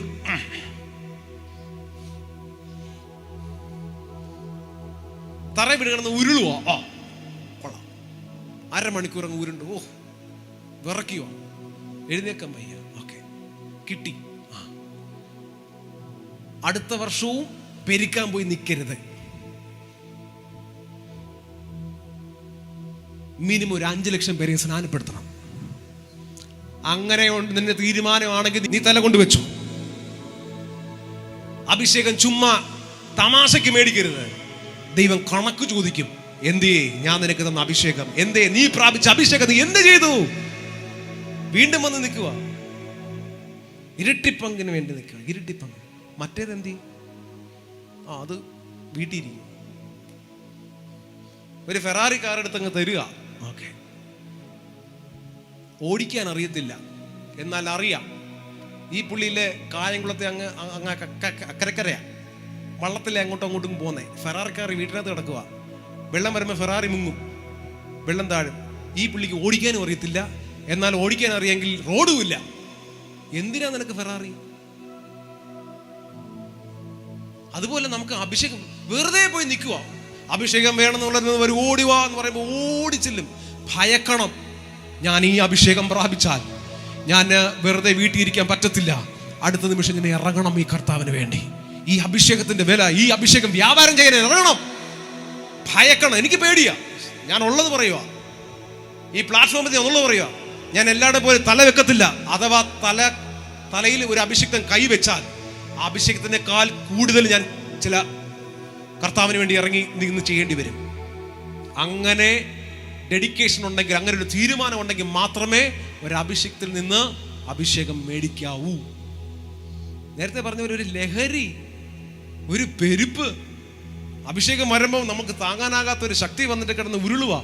ദൈവം നോക്കും, ഓക്കെ, ഉരുള് കൊള്ളാം, പെരുക്കുന്നത് കൊള്ളാം, നല്ലതാ. What is next? എന്താ നിന്റെ പരിപാടി? എന്താ നിന്റെ അജണ്ട? അത് അടുത്ത മീറ്റിങ്ങിന് എനിക്ക് കൈവെപ്പിക്കണം. വരുന്ന എല്ലാ അഭിഷിക്തന്മാരുടെയും കൈ വന്ന് ഈ തല വന്ന് വെച്ച് വെച്ച് വെച്ച് വെച്ച് കഷണ്ടി ആയതല്ലാതെ ഒരാത്മാക്കളെ പോലും നേടിയിട്ടില്ലെങ്കിൽ ഈ അഭിഷേകത്തെ നീ ഭയക്കണം. നിന്നോട് ചോദിക്കും ദൈവം. ഞാൻ നിന്ന ദൈവസഭയിൽ ഭയങ്കര ഇമ്പാർട്ടേഷൻ സെഷൻ നടക്കുമ്പോൾ ഞാൻ കീബോർഡിൽ ഞാൻ ഒളിച്ചു മാറിയിരിക്കും. കർത്താവെ കൈവെപ്പിക്കരുതേ പ്ലീസ്. ഭയവാ. വെറുതെ കൈ വെക്കത്തില്ല അദ്ദേഹം. കൈ വെച്ച് കഴിഞ്ഞാൽ ഒരു ഇമ്പാർട്ടേഷൻ, ഒരു അനോയിന്റിങ് വന്ന് വീഴും. അനോയിന്റിങ്ങിന്റെ അർത്ഥം കഴിഞ്ഞ ആഴ്ച ഞാൻ പറഞ്ഞു. എന്തുവാ അഭിഷേകത്തിന്റെ അർത്ഥം? എന്തുവാ? ഉത്തരവാദിത്വം, റെസ്പോൺസിബിലിറ്റി. ദാവീദിനെ അഭിഷേകം ചെയ്തത് പ്രസംഗിക്കാനല്ല, ആ രാജ്യത്തെ ഭരിക്കാനാ, റൂൾ ചെയ്യാനാ. എന്റെ മേൽ തന്നിരിക്കുന്ന അഭിഷേകം ആത്മാമണ്ഡലങ്ങളിൽ കയറി റൂൾ ചെയ്യാനാ. ഞാൻ വീട്ടിൽ പോയി മൊബൈലിൽ നോക്കി കണ്ട് റീൽസും കണ്ടു കിടന്നു കഴിഞ്ഞാൽ നീ അഭിഷേകം കൊണ്ട് എന്ത് പ്രയോജനം? No, stop. നീ എവിടെയും പോണ്ട. നീ അവിടെ മെസ്സേജ് കേട്ട് മാനസാന്തരപ്പെട്ട് ഈ സ്നേഹത്തിൽ ഏകീഭവിക്കുക. ആദ്യം മാനസാന്തരപ്പെട്ട് ക്രിസ്തു എന്ന തലയോളൊന്ന് വളരെ. ഞാനൊരു കാര്യം പറയാം. യേശു കർത്താവ് സ്നാനം കഴിഞ്ഞു. യോഹന്നാൻ സ്നാപകനും യേശു കർത്താവും പ്രാർത്ഥിക്കുമ്പോൾ സ്വർഗം തുറന്നു. പ്രാവെന്ന രൂപത്തിൽ പരിശുദ്ധാത്മാവിന്റെ മേൽ ഇറങ്ങി വന്നത് യോഹന്നാൻ സ്നാപകനും കണ്ടു, യേശു കർത്താവിന് അനുഭവിച്ചു. അവൻ പരിശുദ്ധാത്മാവ് നിറഞ്ഞവനായി യോർദാൻ വിട്ടു പോയി. ഞാനൊരു കാര്യം പറയാം. പരിശുദ്ധാത്മാവ് നിറവ് കിട്ടിയ ശേഷം ഉടനെ അങ്ങ് മിനിസ്ട്രിക്ക് ഇറങ്ങല്ലേ. എനിക്ക് ഭയങ്കര, ഞാൻ ഇതുവരെ അനുഭവിച്ചിട്ടില്ലാത്ത ഒരു ശക്തി എൻ്റെ മേൽ വന്നു. ആദ്യമായിട്ട് ഞാൻ അന്യഭാഷ പറയുകയാണ്. എൻ്റെ മേൽ ഭയങ്കര ശക്തി, പരിശുദ്ധാത്മാവ് നിറവ്, ഓവർഫ്ലോ വന്നു. ഉടനെ ഇറങ്ങി ബൈബിൾ എടുത്ത് ഞാൻ കർത്താവിന് വേണ്ടി അങ്ങ് സമർപ്പിച്ച് ഇറങ്ങുക. ഞാൻ ഏതെങ്കിലും ചർച്ചിൽ പോയി അസിസ്റ്റന്റ് പാസ്റ്ററായിട്ട് ഞാൻ ഇരിക്കാൻ പോവാ അങ്ങനെ ഞാൻ നോർത്ത് ഇന്ത്യക്ക് പോവാ. നോ സ്റ്റോപ്പ്, നീ ആ മര്യാദയ്ക്ക് അടങ്ങിയിരിക്കണം. പരിശുദ്ധാത്മാവ് നിറഞ്ഞാൽ നീ അടുത്തത് ചെയ്യേണ്ടത്, നീ ഉപവാസം ആയിട്ട് നീ റൂമിൽ കയറിയിരിക്കണം. റൂമിനകത്ത് കയറി നീ മിനിസ്ട്രി ചെയ്യരുത്. പരിശുദ്ധാത്മാവിന്റെ നിറവ് വന്നാൽ കാത്തിരിക്കണം. പരിശുദ്ധാത്മാവിന്റെ നിറവ് വന്നു, ഇനി ദൈവം പറയുന്നത് കേൾക്കാനുള്ള കീയാ പരിശുദ്ധാത്മാവിന്റെ നിറവ്. യേശു കർത്താവ് മരുഭൂമി പോയിരുന്നു, ആരും കാണാതെ മരുഭൂമി പോയിരുന്നു. പരീക്ഷക്ക് 40 ദിവസവും പരിശുദ്ധാത്മാവ് നിറഞ്ഞവനാ, പക്ഷെ 40 ദിവസം പിശാച് പരീക്ഷിച്ചു. പരിശുദ്ധാത്മാവ് നിറഞ്ഞു, ഇതുവരെ ഉണ്ടാകാത്ത ടെംപ്ടേഷൻ, ഇതുവരെ ഉണ്ടാക്കാത്ത പ്രശ്നങ്ങൾ വീട്ടിൽ. എന്ന് ഞാൻ പരിശുദ്ധാത്മാവ് നിറഞ്ഞോ അന്ന് തുടങ്ങി പ്രശ്നം. അയ്യോ, നിന്റെ കുഴപ്പമല്ല, ദൈവത്തിന്റെ കുഴപ്പമല്ല. നിന്നെ ഒന്ന് ട്രെയിൻ ചെയ്യുക, നിന്നെ ഒന്ന് മെരുക്കുക, നിന്നെ ഒന്ന് പോളിഷ് ചെയ്യുക, നിന്നെ ഉരയ്ക്കുക, തറയിട്ടൊക്കെ ഒന്ന് ഉരയ്ക്കുക, നിന്റെ മെഷീനിൽ കേട്ടെന്ന് ഒന്ന് റൗണ്ട് ചെയ്യുക, നീ പൊങ്ങി നിൽക്കുന്നതൊക്കെ നീ ചെത്തിക്കളയുക, കീടമുള്ളതൊക്കെ നിന്നെ ഉരുക്കിക്കളയുക. പിശാചിന്റെ കയ്യിൽ ഏൽപ്പിച്ചു കൊടുത്തിരിക്കുക. പരിശുദ്ധാത്മാവ് നിറഞ്ഞു വന്നു. നിനക്ക് എന്തെങ്കിലും പ്രശ്നം ഉണ്ടായി ചിന്തിച്ചോണം, നീ ഒരു ഒരു ഒരു ഭയങ്കര ഷൈനിങ് ആകാൻ പോവുകയാണ്. അധികം ദിവസമല്ല, 40 ദിവസം, 40 ദിവസം യേശു കർത്താവ് ഏൽപ്പിച്ചു കൊടുക്കുമായിരുന്നു. മരുഭൂമിയിൽ പോയിരുന്നു, വെള്ളമില്ല, ഫുഡില്ല. 40 ദിവസം ഉപവാസമായിരുന്നു. 40 ദിവസവും പിശാചിനാൽ യേശു കർത്താവ് പരീക്ഷിക്കപ്പെട്ടു. അവസാനം വചനത്തിൽ തിരിച്ചു വെട്ടിയിട്ട് അടുത്ത വാക്യം പറയുന്നു, അവൻ പരിശുദ്ധാത്മാവിന്റെ ശക്തിയോടെ ഗലീലയിലേക്ക് മടങ്ങി വന്നു. പരിശുദ്ധാത്മാവിന്റെ നിറവ് പ്രാപിച്ചാൽ നീ നിന്റെ കർത്താവിന്റെ കയ്യിൽ നീ ഒരു പണിശാലയിൽ കയറുകയാണ്, ഒരു വർക്ക്ഷോപ്പിൽ കയറുകയാണ്. നീ ഗെറ്റ് അലോൺ വിത്ത് ഗോഡ്. നീ ഒറ്റയ്ക്ക് കർത്താവിന്റെ സന്നിധി ഇരിക്കണം, രഹസ്യത്തിൽ കർത്താവിന്റെ സന്നിധി ഫാസ്റ്റിംഗ് ആയിട്ടിരിക്കണം. ആ ഫാസ്റ്റിംഗ് കഴിയുമ്പോൾ പരീക്ഷ തികച്ച് നീ പുറത്തോട്ട് വരികയില്ലേ, ആ സമയത്താണ് പരിശുദ്ധാത്മാവിന്റെ ശക്തി ലഭിക്കുന്നത്. പരിശുദ്ധാത്മാവിന്റെ ശക്തി ലഭിച്ച് നീ യെരൂശലേമിലും യഹൂദിയിലും ശമരിയിലും ലോകത്തിന്റെ അറ്റത്തോളം സാക്ഷിയാകണം. എപ്പോ? പരിശുദ്ധാത്മാവിന്റെ ശക്തി വരുമ്പോൾ. You will receive power when the Holy Spirit comes upon you. You will be my witnesses. എൻ്റെ സാക്ഷിയാകുന്ന എപ്പോഴാണെന്നറിയാമോ? നിറവ് പ്രാപിക്കുമ്പോഴല്ല, ശക്തി പ്രാപിക്കും. എന്തിൻ്റെ ശക്തി എന്നറിയാമോ? പിശാചിന്റെ തന്ത്രങ്ങളെ എതിർത്ത് നിൽപ്പാൻ, അവന്റെ കോട്ടകളെ ജയിക്കുവാൻ, അവന്റെ തലയെ തകർക്കാൻ, അവന്റെ കൂട്ടിക്കേറി ചിലതിനെ പിടിച്ച് പുറത്തു കൊണ്ടുവരാനുള്ള ശക്തി പ്രാപിക്കണം. ഈ ശക്തി നിറവ് പ്രാപിച്ചിട്ട് കാര്യമില്ല. ഈ പട്ടാളത്തിൽ സെലക്ഷൻ കിട്ടി. ഞാൻ നാളെ AK-47 എടുത്ത് കാർഗിലിൽ പോയി നിൽക്കാൻ പോവാണ്. ആദ്യം നിന്നെ വെടിവെച്ചു കൊല്ലും, എന്നിട്ടേ ബാക്കിയൊരു വെടിവെക്കത്തുള്ളൂ. പട്ടാളത്തിന്റെ കുപ്പായം അണിഞ്ഞിട്ട് കാര്യമില്ല, നീ അഭ്യാസിയാകണം. അഭ്യാസം തികഞ്ഞ് ആ ട്രെയിനിങ് ഇച്ചിരി പാടാ, ഇച്ചിരി ഹാർഡാ. പട്ടാള ക്യാമ്പിൽ പോയിട്ട് കണ്ടിട്ടുണ്ടോ? എൻ്റെ കസിൻ പട്ടാളത്തില. പല പ്രാവശ്യം ഞാൻ ഡിപ്രഷനായി പോയിട്ടുണ്ടെന്ന്, കളഞ്ഞിട്ട് പോകാൻ തോന്നിയിട്ടുണ്ടെന്ന്. അത്ര ടഫാ. പക്ഷേ ആ ട്രെയിനിങ് കഴിഞ്ഞ് തിരിച്ചു വരുമ്പോൾ ഉണ്ടല്ലോ, അവന്റെ കയ്യിൽ ആയുധങ്ങൾ കൊടുക്കും. AK-47 കൈമാറും. എപ്പോഴാണെന്നറിയാമോ? നീ അഭ്യാസം തികഞ്ഞ് കൊള്ളാവുന്നവനായി കണ്ടതിന് ശേഷം, നീ യുദ്ധത്തിന് കൊള്ളാം എന്ന് ആ കമാൻഡോയ്ക്ക്, ആ ഉദ്യോഗസ്ഥന്, നിന്റെ മേലാക്കി വെച്ചിരിക്കുന്ന ഉദ്യോഗസ്ഥന് ഉറപ്പുണ്ടെങ്കിൽ മാത്രമേ നിന്നെ ഫീൽഡിൽ ഇറക്കത്തുള്ളൂ. അഭ്യാസം. അതുപോലെ തന്നെ സ്പിരിച്വൽ. പരിശുദ്ധാത്മാവിന്റെ നിറവുണ്ടോ? കയറിയിരുന്നോണം പ്രാർത്ഥിക്കാൻ, പണിയപ്പെടാൻ കയറിയിരുന്നോളം. ഞാൻ കഴിഞ്ഞ എല്ലാ വർഷവും പണിയപ്പെടാനായിട്ട് കൊടുക്കാറുണ്ട്. എല്ലാ വർഷവും പണിയപ്പെടാൻ ഒന്ന് സർവീസ് ചെയ്യാൻ വേണ്ടി ഒന്ന് കയറ്റി കൊടുക്കണം. ഒരു സർവീസ് കഴിഞ്ഞു, എല്ലാ വർഷവും നമുക്കൊരു പണിയപ്പെടലുണ്ട്, വേണം. അല്ലെങ്കിൽ നമുക്കൊരു വളർച്ച ഉണ്ടാകത്തില്ല. എല്ലാ വർഷവും ചെക്ക് ചെയ്യണം, നമ്മളെ സ്പ്രിങ് ഒക്കെ ഒന്ന് കണ്ടീഷനാണോ, നമ്മുടെ ലൈറ്റൊക്കെ ഒന്ന് കണ്ടീഷനാണോ. എത്രയോ നിന്റെ ഹെഡ്ലൈറ്റിൻ്റെ ഒരു പാടം മഞ്ഞ് വന്ന് മണ്ണ് കയറി എത്രയോ പ്രാവശ്യം കിടക്കുക. കാണുന്നതൊന്നും ക്ലിയർ അല്ല, വിഷനൊന്നും ക്ലിയർ അല്ല, സ്വപ്നമൊന്നും ക്ലിയർ അല്ല. ഒന്ന് തുടയ്ക്കാനും ഒന്ന് ഇളക്കാനും ഒന്ന് കഴുകാനും ഒക്കെ ഒന്ന് കയറി ഇരുന്ന് കൊടുക്കണം. പക്ഷെ ഒരു 40 ദിവസം 25 ദിവസം 21 ദിവസമൊക്കെ കഴിഞ്ഞ് പുറത്തോട്ട് ഇറങ്ങുമ്പോണ്ടല്ലോ പുതിയ കാറ് പോലെ അങ്ങ് ഇറങ്ങി വരണം. ഒരു നോട്ടം നോക്കിയാൽ മതി, ക്ലിയറാ.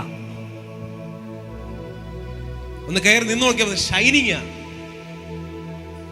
ആത്മ മനുഷ്യൻ പുതുക്കം പ്രാപിക്കും. നമ്മുടെ ശരീരത്തിൽ കാണാൻ അത് മാനിഫെസ്റ്റേഷൻ ആവും. അപ്പം കർത്താവിൻ്റെ ജ്ഞാനവും വിവേകപൂർണതയുടെ സമ്പത്തും ലഭിക്കാൻ നമ്മുടെ സ്നേഹത്തിൽ എന്ത് ചെയ്യണം? ഏകീഭവിക്കണം. ഒരപ്പത്തിന് അംശിയാകുകയാണ്. സ്നേഹത്തിന്റെ ഏകീഭാവമാണ് അപ്പത്തിന് അംശിയായി തീരുന്നത്, അല്ലേ? ഒരപ്പത്തിന് അംശി. പക്ഷേ ഈ കേരളത്തിലാണ് ഏറ്റവും കൂടുതൽ റൈസിസം ഉള്ളത്. UK പോകുമ്പോൾ ഭയങ്കര റൈസിസം, ഓസ്ട്രേലിയ പോകുമ്പോൾ ഭയങ്കര റൈസിസം. ഇന്ത്യയെ കാണുമ്പോൾ ബ്രൗണി എന്ന് വിളിച്ച് ഭയങ്കരമായിട്ടങ്ങ് നമ്മളെ ആക്ഷേപിക്കും. UK പോകുമ്പോൾ പറയും ഇന്ത്യൻസ്. ഒന്നും ബാക്കിയൊന്നും പറഞ്ഞില്ല. ബ്രൗണികൾ എന്ന് പറയും. എന്നെ വഴക്ക് പറഞ്ഞിട്ടുണ്ട്, എന്നെ തെറി വിളിച്ചിട്ടുണ്ട്. പക്ഷേ 1,00,000 പേരിൽ 2 പേരെ അങ്ങനെ പറയത്തുള്ളൂ. പക്ഷെ കേരളത്തിലോ ഇന്ത്യയിലോ വന്നാലോ എല്ലാവരും പറയും. നമ്മളെ കളർ നോക്കി പറയാറില്ലേ? സ്വഭാവം നോക്കി പറയാറില്ലേ? പൈസ നോക്കി പറയാറില്ലേ? കാറിന്റെ വലിപ്പം നോക്കി പറയാറില്ലേ? മൊബൈലിന്റെ ആൻഡ്രോയിഡ് ആണെങ്കിൽ പറയേണ്ട അടുപ്പിക്കത്തില്ല. iPhone 17 Pro Max ഉണ്ടെങ്കിൽ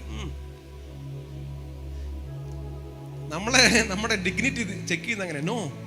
നമ്മുടെ ഒരു അപ്പത്തിന് അംശമാണ്. സ്നേഹത്തിൽ ഏകീഭവിക്കണം. എല്ലാവരെയും സ്നേഹിക്കണം, എല്ലാവരെയും ബഹുമാനിക്കണം. അടുത്ത വാക്യം കൊലോസ്യർക്ക് എഴുതിയ 3-ാമത്തെ വാക്യം ഒന്ന് വായിച്ചാട്ടെ.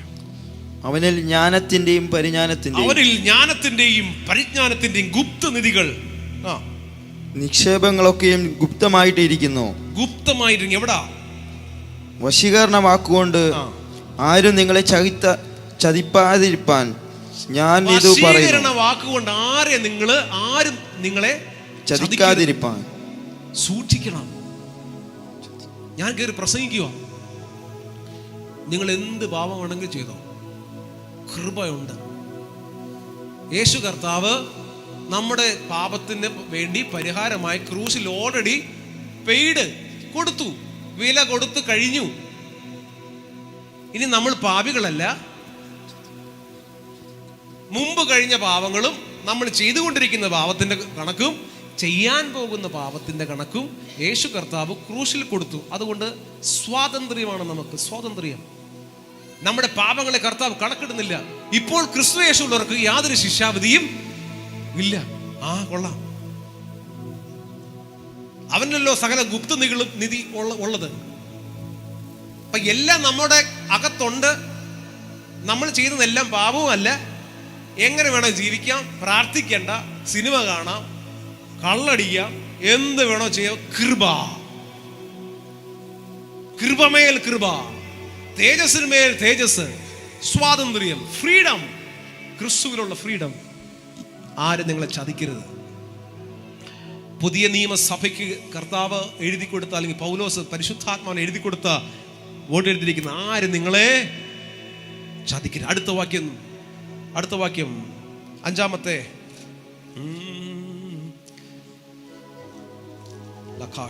ഞാൻ ശരീരം കൊണ്ട് ദൂരസ്ഥനെങ്കിലും ആത്മാവ് കൊണ്ട് നിങ്ങളോട് കൂടെയുള്ളവനായി നിങ്ങളുടെ ക്രമവും ക്രിസ്തുവിൽ നിങ്ങൾക്കുള്ള വിശ്വാസത്തിന്റെ സ്ഥിരതയും കണ്ട് സന്തോഷിക്കുന്നു. ആകയാൽ നിങ്ങൾ കർത്താവായ ക്രിസ്തു യേശുവിനെ കൈക്കൊണ്ടതുപോലെ അവന്റെ കൂട്ടായ്മയിൽ നടക്കുവിൻ. ക്രിസ്തുവിനെ കൈക്കൊണ്ട്, പക്ഷെ കൂട്ടായ്മ ഇല്ലെങ്കിൽ, സ്നേഹത്തിൽ ഏകീഭാവം ഇല്ലെങ്കിൽ നമ്മുടെ ക്രിസ്ത്യൻ ലൈഫ് ചുമ്മാതാ, വെറും പടം, ഒരു പ്രയോജനവുമില്ല. ശേഷം ജാതികൾ പോലെ മരിക്കാം, തിന്നു കുടിക്കുക, നാളെ മരിക്കുമല്ലോ. പിന്നെ പട്ടിണി ഇരിക്കുക, ഫാസ്റ്റിംഗ് ആയിട്ട് ഇരിക്കുക. നോ, കൂട്ടായ്മ ആചരിക്കുക, ഏകീഭാവം, സ്നേഹത്തിൽ ഏകീഭവിക്കുക. അടുത്ത വാക്യം. ആകയാൽ നിങ്ങൾ കർത്താവായ ക്രിസ്തു യേശുവിനെ കൈക്കൊണ്ടതുപോലെ അവന്റെ കൂട്ടായ്മയിൽ നടപ്പിൻ. അവനിൽ വേരൂന്നിയും ആത്മീക വർധന പ്രാപിച്ചും നിങ്ങൾക്ക് ഉപദേശിച്ച് തന്നതിന് ഒത്തവണ്ണം വിശ്വാസത്താൽ ഉറച്ച സ്തോത്രത്തിൽ കവിഞ്ഞുമിരിക്കുവിൻ. തത്വജ്ഞാനത്താലും വെറും വഞ്ചന കൊണ്ടും ആരും നിങ്ങളെ കവർന്നു കളയാതിരിപ്പാൻ സൂക്ഷിക്കുവിൻ. അത് മനുഷ്യരുടെ സമ്പ്രദായം. അറിയാമോ തത്വചിന്ത?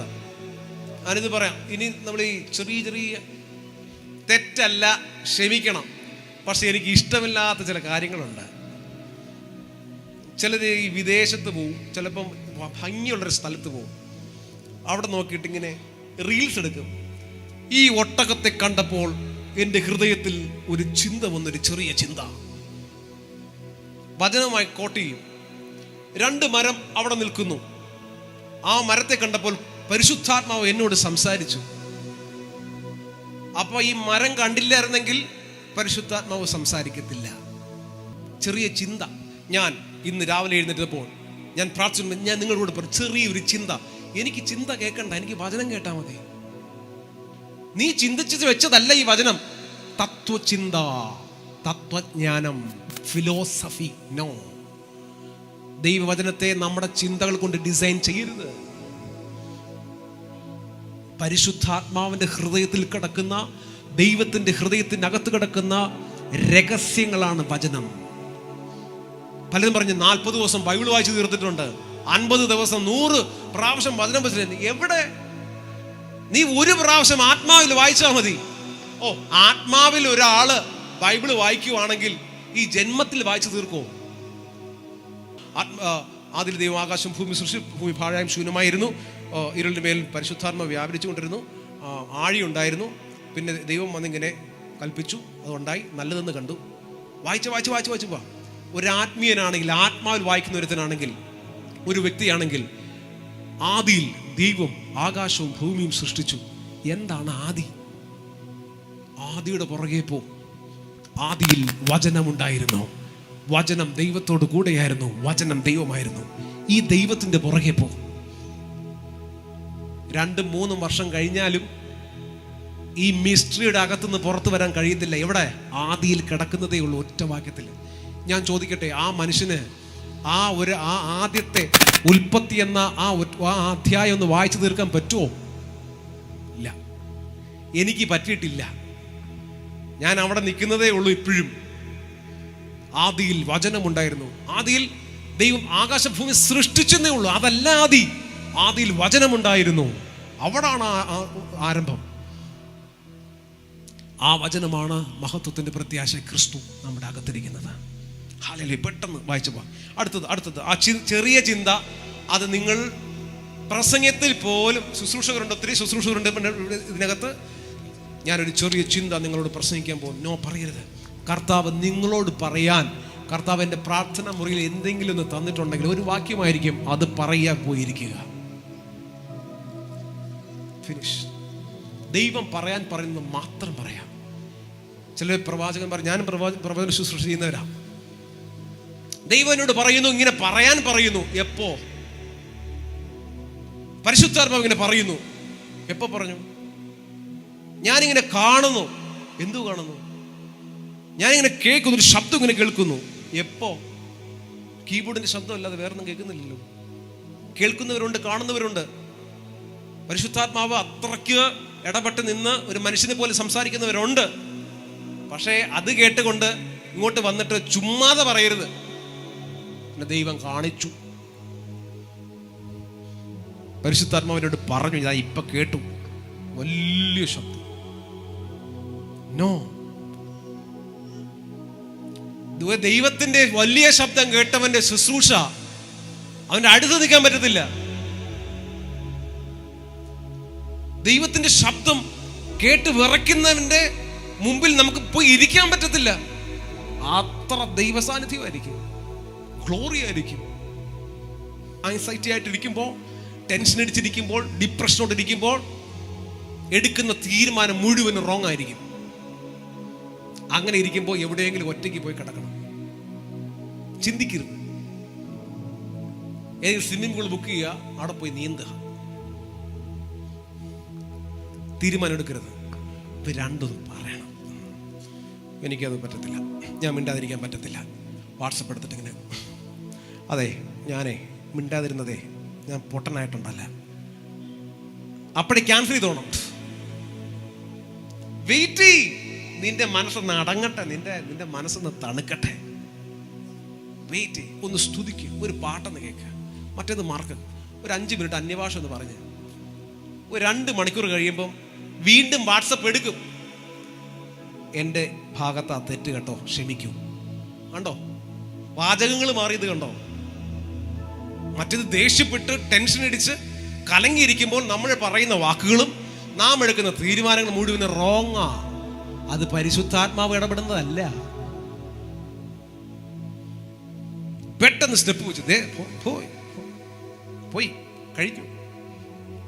പിശാച് ചിരിക്കുക, ദൈവം ടെൻഷൻ അടിക്കുക. നിന്റെ മുമ്പിൽ ഒരു നല്ലൊരു പേപ്പർ, ഒരു ക്വസ്റ്റ്യൻ പേപ്പർ തന്നിട്ട്, 1 മാർക്കിന്റെ ക്വസ്റ്റ്യൻ പേപ്പർ, അത് നിനക്ക് നിസ്സാരമായിട്ട് എഴുതി തീർക്കാവുന്നതേ ഉള്ളൂ. അല്പം സമയം എടുത്ത് എഴുതാവുന്നതേ ഉള്ളൂ. പെട്ടെന്ന് എഴുതി തെറ്റി എങ്ങനെ എഴുതി, മാർക്കും ഇല്ല, പേപ്പറും ഇല്ല, സ്ഥലത്തും ഇല്ല, ആളും പോയി വന്നില്ല, എല്ലാം പോയി. തോൽക്കരുത്, ആരും നമ്മളെ വഞ്ചിക്കരുത്. ഹല്ലേലൂയ. അടുത്ത പെട്ടെന്ന് വായിച്ചോ, 9ാമത്തെ വാക്യം.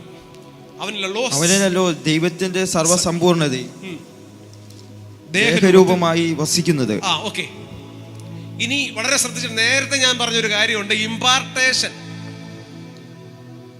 ഞാനിപ്പോ പറയുക, റെസ്പോണ്ട് ചെയ്യണേ, ഞാൻ കുരിക്കാൻ ചോദിക്കുന്നതല്ല. ഏലിയാവിന്റെ മേലുള്ള ഇരട്ടി പങ്ക് ഞാൻ ഇന്ന് നിങ്ങൾക്ക് വേണ്ടി ഇമ്പാർട്ടേഷൻ തരാൻ പോവാ. എത്ര പേർക്ക് ആഗ്രഹിക്കുന്നു? ഞാൻ വലിയ വലിയ മീറ്റിങ്ങിന് കസേരയൊക്കെ എടുത്ത് എറിഞ്ഞ് ഓടുന്ന കണ്ടിട്ടുള്ള കൂട്ടത്തിലുള്ളവരുണ്ട് ഇതിനകത്ത്. കൈ പൊക്കുന്നില്ല. നിങ്ങളെ കുരുക്കാൻ ചോദിക്കുന്നതല്ല, തെറ്റല്ല. ഒന്നുമില്ലെങ്കിലും വല്ലതും ഉള്ളതല്ലേ നല്ലത്. Something is better than nothing. ഞാൻ പറഞ്ഞ ഇരട്ടിപ്പങ്ക്, ഏലിയാവിന്റെ മേലുള്ള അഭിഷേകത്തിന്റെ ഇരട്ടിപ്പങ്ക് ഇന്ന് നിങ്ങളുടെ മേൽ ഇമ്പാർട്ട് ചെയ്യാൻ പോവുക. എത്ര പേര് ആഗ്രഹിക്കുന്നു? കൈവക്കി. ഞാൻ ചോദിക്കുക, വേണ്ടേ? വേണ്ടേ? ബിജിഞ്ചിൽ പാസ്റ്റർ ഇവിടെ നിൽക്കുകയാണെങ്കിൽ ഓടി വരുമല്ലോ. ഫിനിഷിലും പാസ്റ്റർ ആണെങ്കിൽ ഓടി വരുമല്ലോ. ഇരട്ടിപ്പങ്ക് വേണോ? വേണോ? ഇതാ മലയാളി. ഏലിയാവിന്റെ ഇരട്ടിപ്പങ്ക് എലീശയ്ക്ക് ലഭിച്ചു. അത് ഏലിയാവിന്റെ കൺസെപ്റ്റ് അല്ല, എലീശ പറഞ്ഞ വാചകമാണ്. നീ ചെയ്ത ശുശ്രൂഷയുടെ ഇരട്ടി പങ്ക് എനിക്ക് വേണം. ആ സമയത്ത് പറയാൻ തോന്നിയപ്പോ പറഞ്ഞു ഇരട്ടി പങ്ക്. ഏലിയാവിനിൽ ലഭിച്ചിരുന്ന, കർത്താവ് കൊടുത്തിരുന്ന ആത്മാവ് ഇരട്ടി പങ്കോടെ അവന്റെ മേൽ ഇറങ്ങി വന്ന് പുതപ്പായിട്ട് വന്ന് വീണു. സത്യമാണ്. ഇരട്ടി പങ്ക് ചോദിച്ചു ഞാൻ പോകും. പക്ഷെ ഒന്ന് തിങ്ക് ചെയ്യണം, ഇപ്പൊ എന്റെ അകത്തിരിക്കുന്നത് മഹത്വത്തിന്റെ പ്രത്യാശയ ക്രിസ്തുവാ. ആ വചനം ഒന്ന് വായിച്ചേ. അവനിലല്ലോ ദൈവത്തിന്റെ സർവ്വസമ്പൂർണതയും ദേഹരൂപമായി വസിക്കുന്നത്. ആരുടെ? ക്രിസ്തുവിന്റെ. ആ ക്രിസ്തു എവിടെ ഇരിക്കുന്നേ? അകത്ത്. അടുത്ത വാക്യം ഒന്ന് വായിച്ചോ, പൂർണ്ണമാവും. എല്ലാ വാഴ്ചയ്ക്കും അധികാരത്തിനും തലയായവനിൽ നിങ്ങൾ പരിപൂർണരായിരിക്കുന്നു. ഇരട്ടി പങ്കാണോ പൂർണ്ണതയാണോ വലുത്? ഞാൻ ചോദിക്കുക, ഇരട്ടി പങ്കാണോ വലുത്? ദൈവത്തിന്റെ സർവപൂർണതയാണോ വലുത്? Fullness of glory. അവനിലല്ലോ സകല സമ്പൂർണതയും ദേഹരൂപത്തിൽ വസിക്കുന്നത്. സകല വാഴ്ചകൾക്കും അധികാരത്തിനും, അടുത്ത വാക്യം, സകല വാഴ്ചകൾക്കും അധികാരത്തിനും തലയായവനിൽ നിങ്ങൾ പരിപൂർണരായിരിക്കുന്നു. You are perfect in Christ. സ്വർഗത്തിലേക്കെന്ന് കാര്യങ്ങളേക്കൊന്ന് ഉയർത്തുകയെ. കർത്താവ്, ഇരട്ടി പങ്കിനപ്പുറം, ഇരട്ടി പങ്ക് തെറ്റല്ല, ശരിയാ. പക്ഷെ നമ്മുടെ ലഭിച്ചിരിക്കുന്ന ഇരട്ടി പങ്കല്ല, ഏതോ ആർക്കോ കൊടുത്ത ഒരു പോർഷൻ അല്ല നമുക്കുള്ളത്. സ്വർഗത്തിലെ അവകാശം, അധികാരം, സകല വാഴ്ചയുടെ മേലുള്ള അധികാരം, നമ്മൾ സകല സമ്പൂർണതയും ദേഹരൂപത്തിൽ നമ്മുടെ അകത്താക്കി വെച്ചിരിക്കുന്നത്. അത് മഹത്വത്തിന്റെ പ്രത്യാശയാകുന്ന ക്രിസ്തു. ഇതാ പറഞ്ഞ, കഴിഞ്ഞ തലമുറക്കോ അല്ലെ കാലങ്ങൾക്കോ മറഞ്ഞു കിടന്ന മർമ്മം ഇപ്പോ ക്രിസ്തു വെച്ചോട് നമുക്ക് ഓപ്പണായി തുറന്നു തന്നെ വെളിപ്പെട്ട് തന്നിരിക്കുന്നു. അത് മറ്റൊന്നുമല്ല, മഹത്വത്തിന് പ്രത്യാശയാകുന്ന ക്രിസ്തു എന്നിലിരിക്കുന്നു, നിങ്ങളിരിക്കുന്നത് തന്നെ.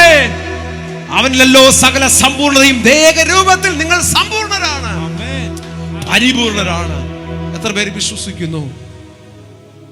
അയ്യോ, നമ്മുടെ അകത്ത് വസിക്കുന്ന ഈ ക്രിസ്തുവിന്റെ ബലവും ആ അധികാരവും ആ ശക്തി ഒന്നൊന്ന് ജസ്റ്റ് ഒന്ന് ആത്മാവിലൊന്ന് ചിന്തിച്ചാൽ, ആത്മാവിലൊന്ന് പിടിച്ചാൽ നമ്മൾ ഇരിക്കത്തില്ല.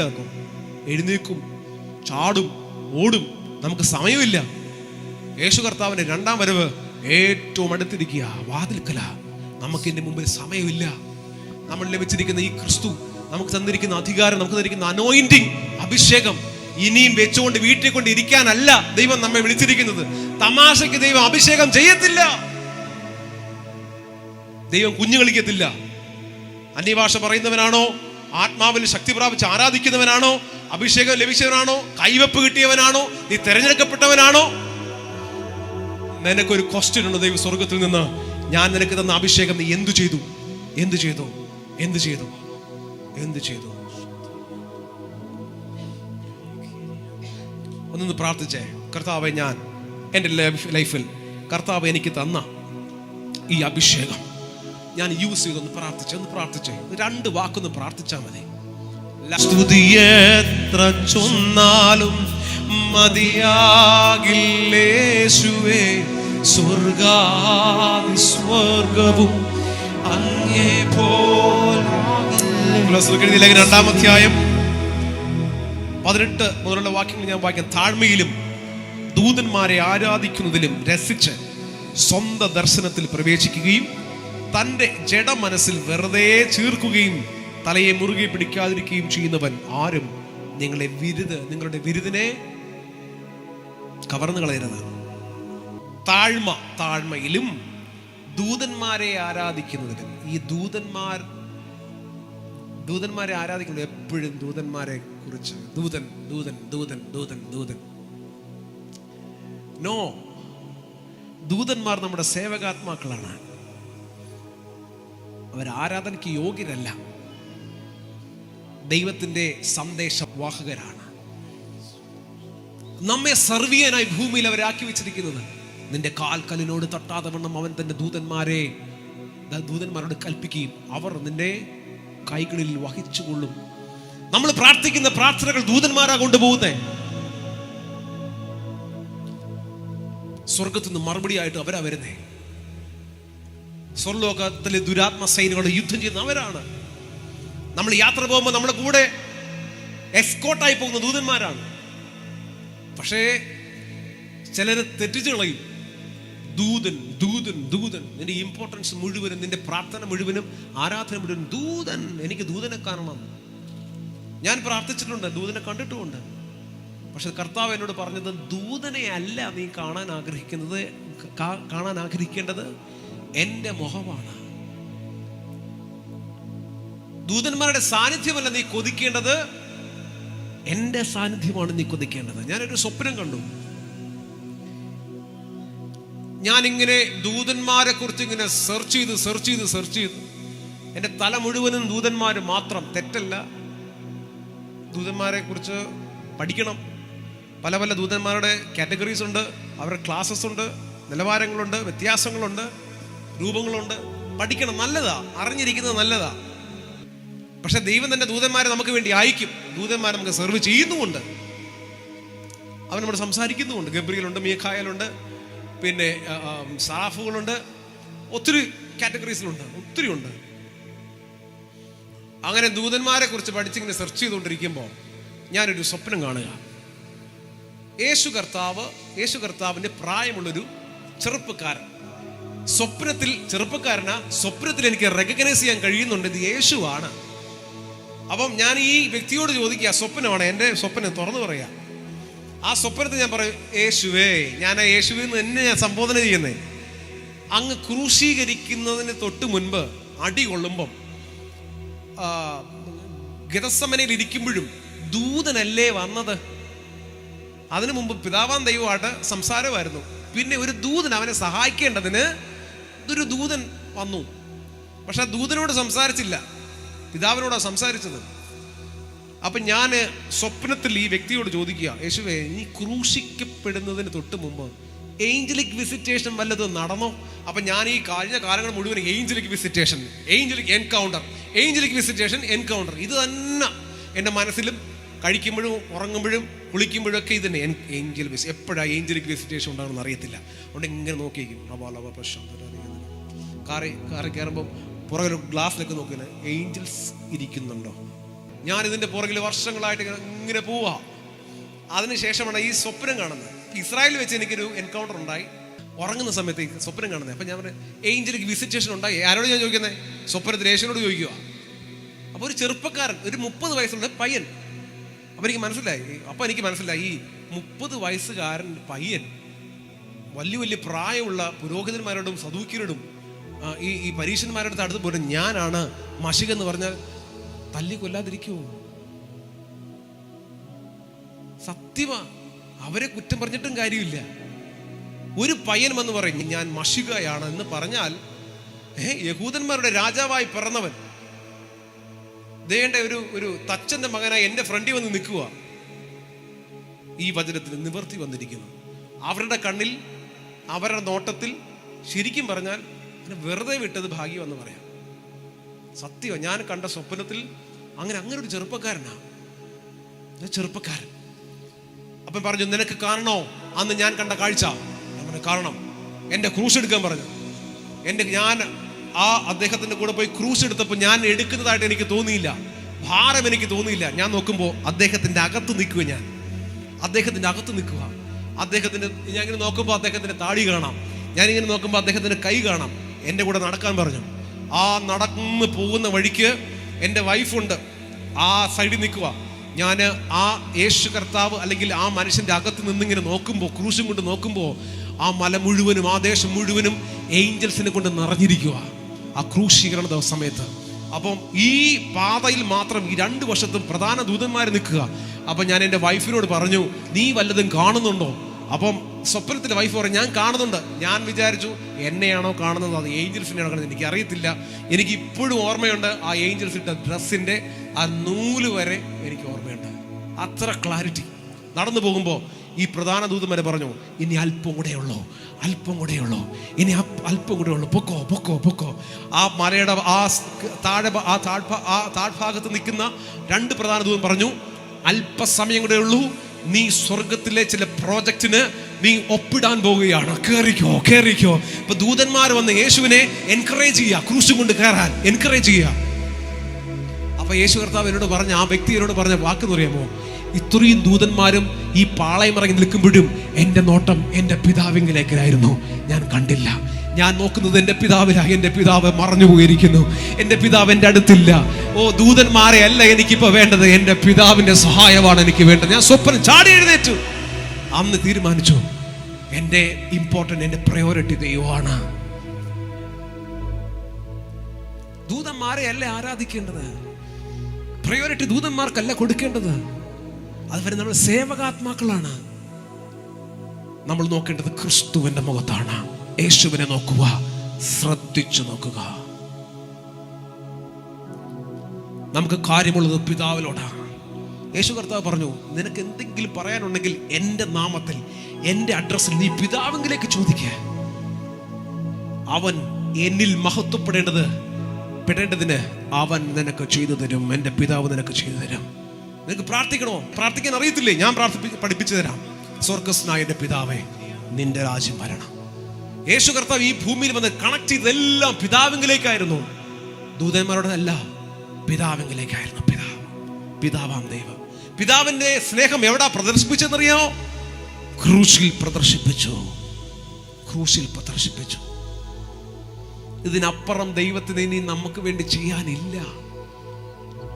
സ്വന്തം പുത്രനെ ആദരിക്കാതെ നമുക്ക് വേണ്ടി സകലവും നൽകിയവൻ. നമ്മൾ ചോദിക്കുന്നത് തരാതിരിക്കുവോ? എന്താ നമുക്ക് ദൈവം തരാത്ത? എന്താ എന്റെ പ്രാർത്ഥന കേൾക്കാത്ത? No, stop that kind of prayer. അങ്ങനെ പ്രാർത്ഥിക്കരുത്. നിനക്ക് തന്നാൽ ഏറ്റവും ശ്രേഷ്ഠമായ സമ്പത്താ ക്രിസ്തു. നിന്റെ ഉള്ളിലാക്കിയത് അതാ. സ്വർഗത്തിലെ ഇൻവെസ്റ്റ്മെന്റ് മുഴുവൻ നിന്റെ അകത്താ. സ്വർഗത്തിലെ സകല സമ്പത്തും നിന്റെ അകത്താ. നീ കൽപ്പിക്കണം, നീ തുറക്കണം, തുറന്നു വരും. ഇപ്പോഴും യാചകനെ പോലെ യാചിക്കരുത്. സ്റ്റോപ്പ്. അങ്ങനെ പ്രാർത്ഥിക്കരുത്. രണ്ടുപേർ ഐക്യമത്യപ്പെട്ട് പ്രാർത്ഥിക്കുന്ന ഏത് വിഷയത്തിൽ പിതാവ് പുത്രനിൽ മഹത്വപ്പെടേണ്ടതിന് അവൻ നിങ്ങൾക്ക് ചെയ്തു തരും. നിങ്ങൾക്ക് അസാധ്യമായിട്ടൊന്നുമില്ല. എവിടെന്നാ അത് ഓപ്പണാക്കി എന്നറിയാമോ? ക്രൂശിൽ ചൊരിഞ്ഞ രക്തത്താൽ. അതാ സമ്പത്ത്. ഇതാ സമ്പത്ത്. ഈ സമ്പത്തിനകത്ത് രോഗസൗഖ്യങ്ങളുണ്ട്. ഇതിനകത്ത് കടഭാരത്തിന്റെ പിശാചിനെ ചവിട്ടാനുള്ള അധികാരമുണ്ട്. രോഗത്തിന്റെ മേൽ ചവിട്ടാനുള്ള അധികാരമുണ്ട്. പിശാചിന്റെ തലയെ തകർത്ത അധികാരം ഇതിനകത്തുണ്ട്. ഇത് കാണുമ്പോൾ കരയല്ല വേണ്ടത്. ഇത് കാണുമ്പോൾ കരയുന്നത് ഒരാളെ ഉള്ളു, പിശാച. ഇത് കാണുമ്പോൾ പേടിക്കുന്ന ഒരാളെ ഉള്ളു, പിശാച, അവന്റെ സൈന്യവും. ഇത് കാണുമ്പോൾ നമുക്ക് സെലിബ്രേഷൻ ആണ്. ഹല്ലേലൂയ. ഒന്ന് എഴുന്നേറ്റ് നിൽക്കാവോ? ഈ വരുന്ന ഈ 2 മാസങ്ങൾ, നവംബർ ഡിസംബർ മാസങ്ങൾ നിർണായകമാണ്. ഈ മാസത്തിനകത്ത് ഉപവാസത്തോടും പ്രാർത്ഥനയിലും പ്രാർത്ഥനാ മുറിയിൽ കയറുന്നവരുടെ മുമ്പിൽ അസാധാരണമാകുന്ന ഇടപെടലുകൾ ദൈവം തുറക്കാൻ പോകുകയാണ്. അന്ത്യകാല ശുശ്രൂഷയ്ക്ക് വേണ്ടി ചിലതിനെ തുറക്കും. ഭയങ്കരമായ ഫിൽറ്ററിംഗ് ഉണ്ടാവും. ദൈവം പറയുന്നത് ഒക്ടോബർ മാസം ഒരു ഭയങ്കര ഫിൽറ്ററിംഗ് ദൈവസഭയിൽ നടക്കുമെന്ന് പറഞ്ഞു. ഒക്ടോബർ മാസം 31-ാം തീയതി അവസാനിക്കുന്നതിന് മുമ്പ് ചില ഇടപെടലുകൾ നടന്നു കഴിഞ്ഞു. ഫിൽറ്ററിംഗ് സംഭവിച്ചു. It is done. അതേ കർത്താവിനോട് പറഞ്ഞു, നവംബർ ഡിസംബർ മാസം 2026 തുടങ്ങുന്നതിന് മുൻപ് ചില ശക്തിയോടെ കയറുന്ന ഒരു സൈന്യത്തെ ദൈവം എഴുന്നേൽപ്പിക്കാൻ പോവുകയാണെന്ന് പരിശുദ്ധാത്മാവ് ആലോചന പറയാ. അത് ഈ സഭയോട് മാത്രമല്ല, നിങ്ങളുടെ സഭയിലും നിങ്ങളോട് നോക്കി പറയാണ്, നിങ്ങളൊരു ആർമിയാണ്, സ്വർഗത്തിലെ ആർമി. ഈ ദിവസങ്ങളിൽ ഹല്ലേലൂയ പണിയപ്പെടാൻ വേണ്ടി പ്രാർത്ഥനാ മുറിയിലേക്ക് കയറുവാൻ ദൈവാത്മാവ് ആലോചന പറയുക. അന്ന് കരങ്ങളെ അടിച്ചെന്ന് സ്വീകരിച്ച്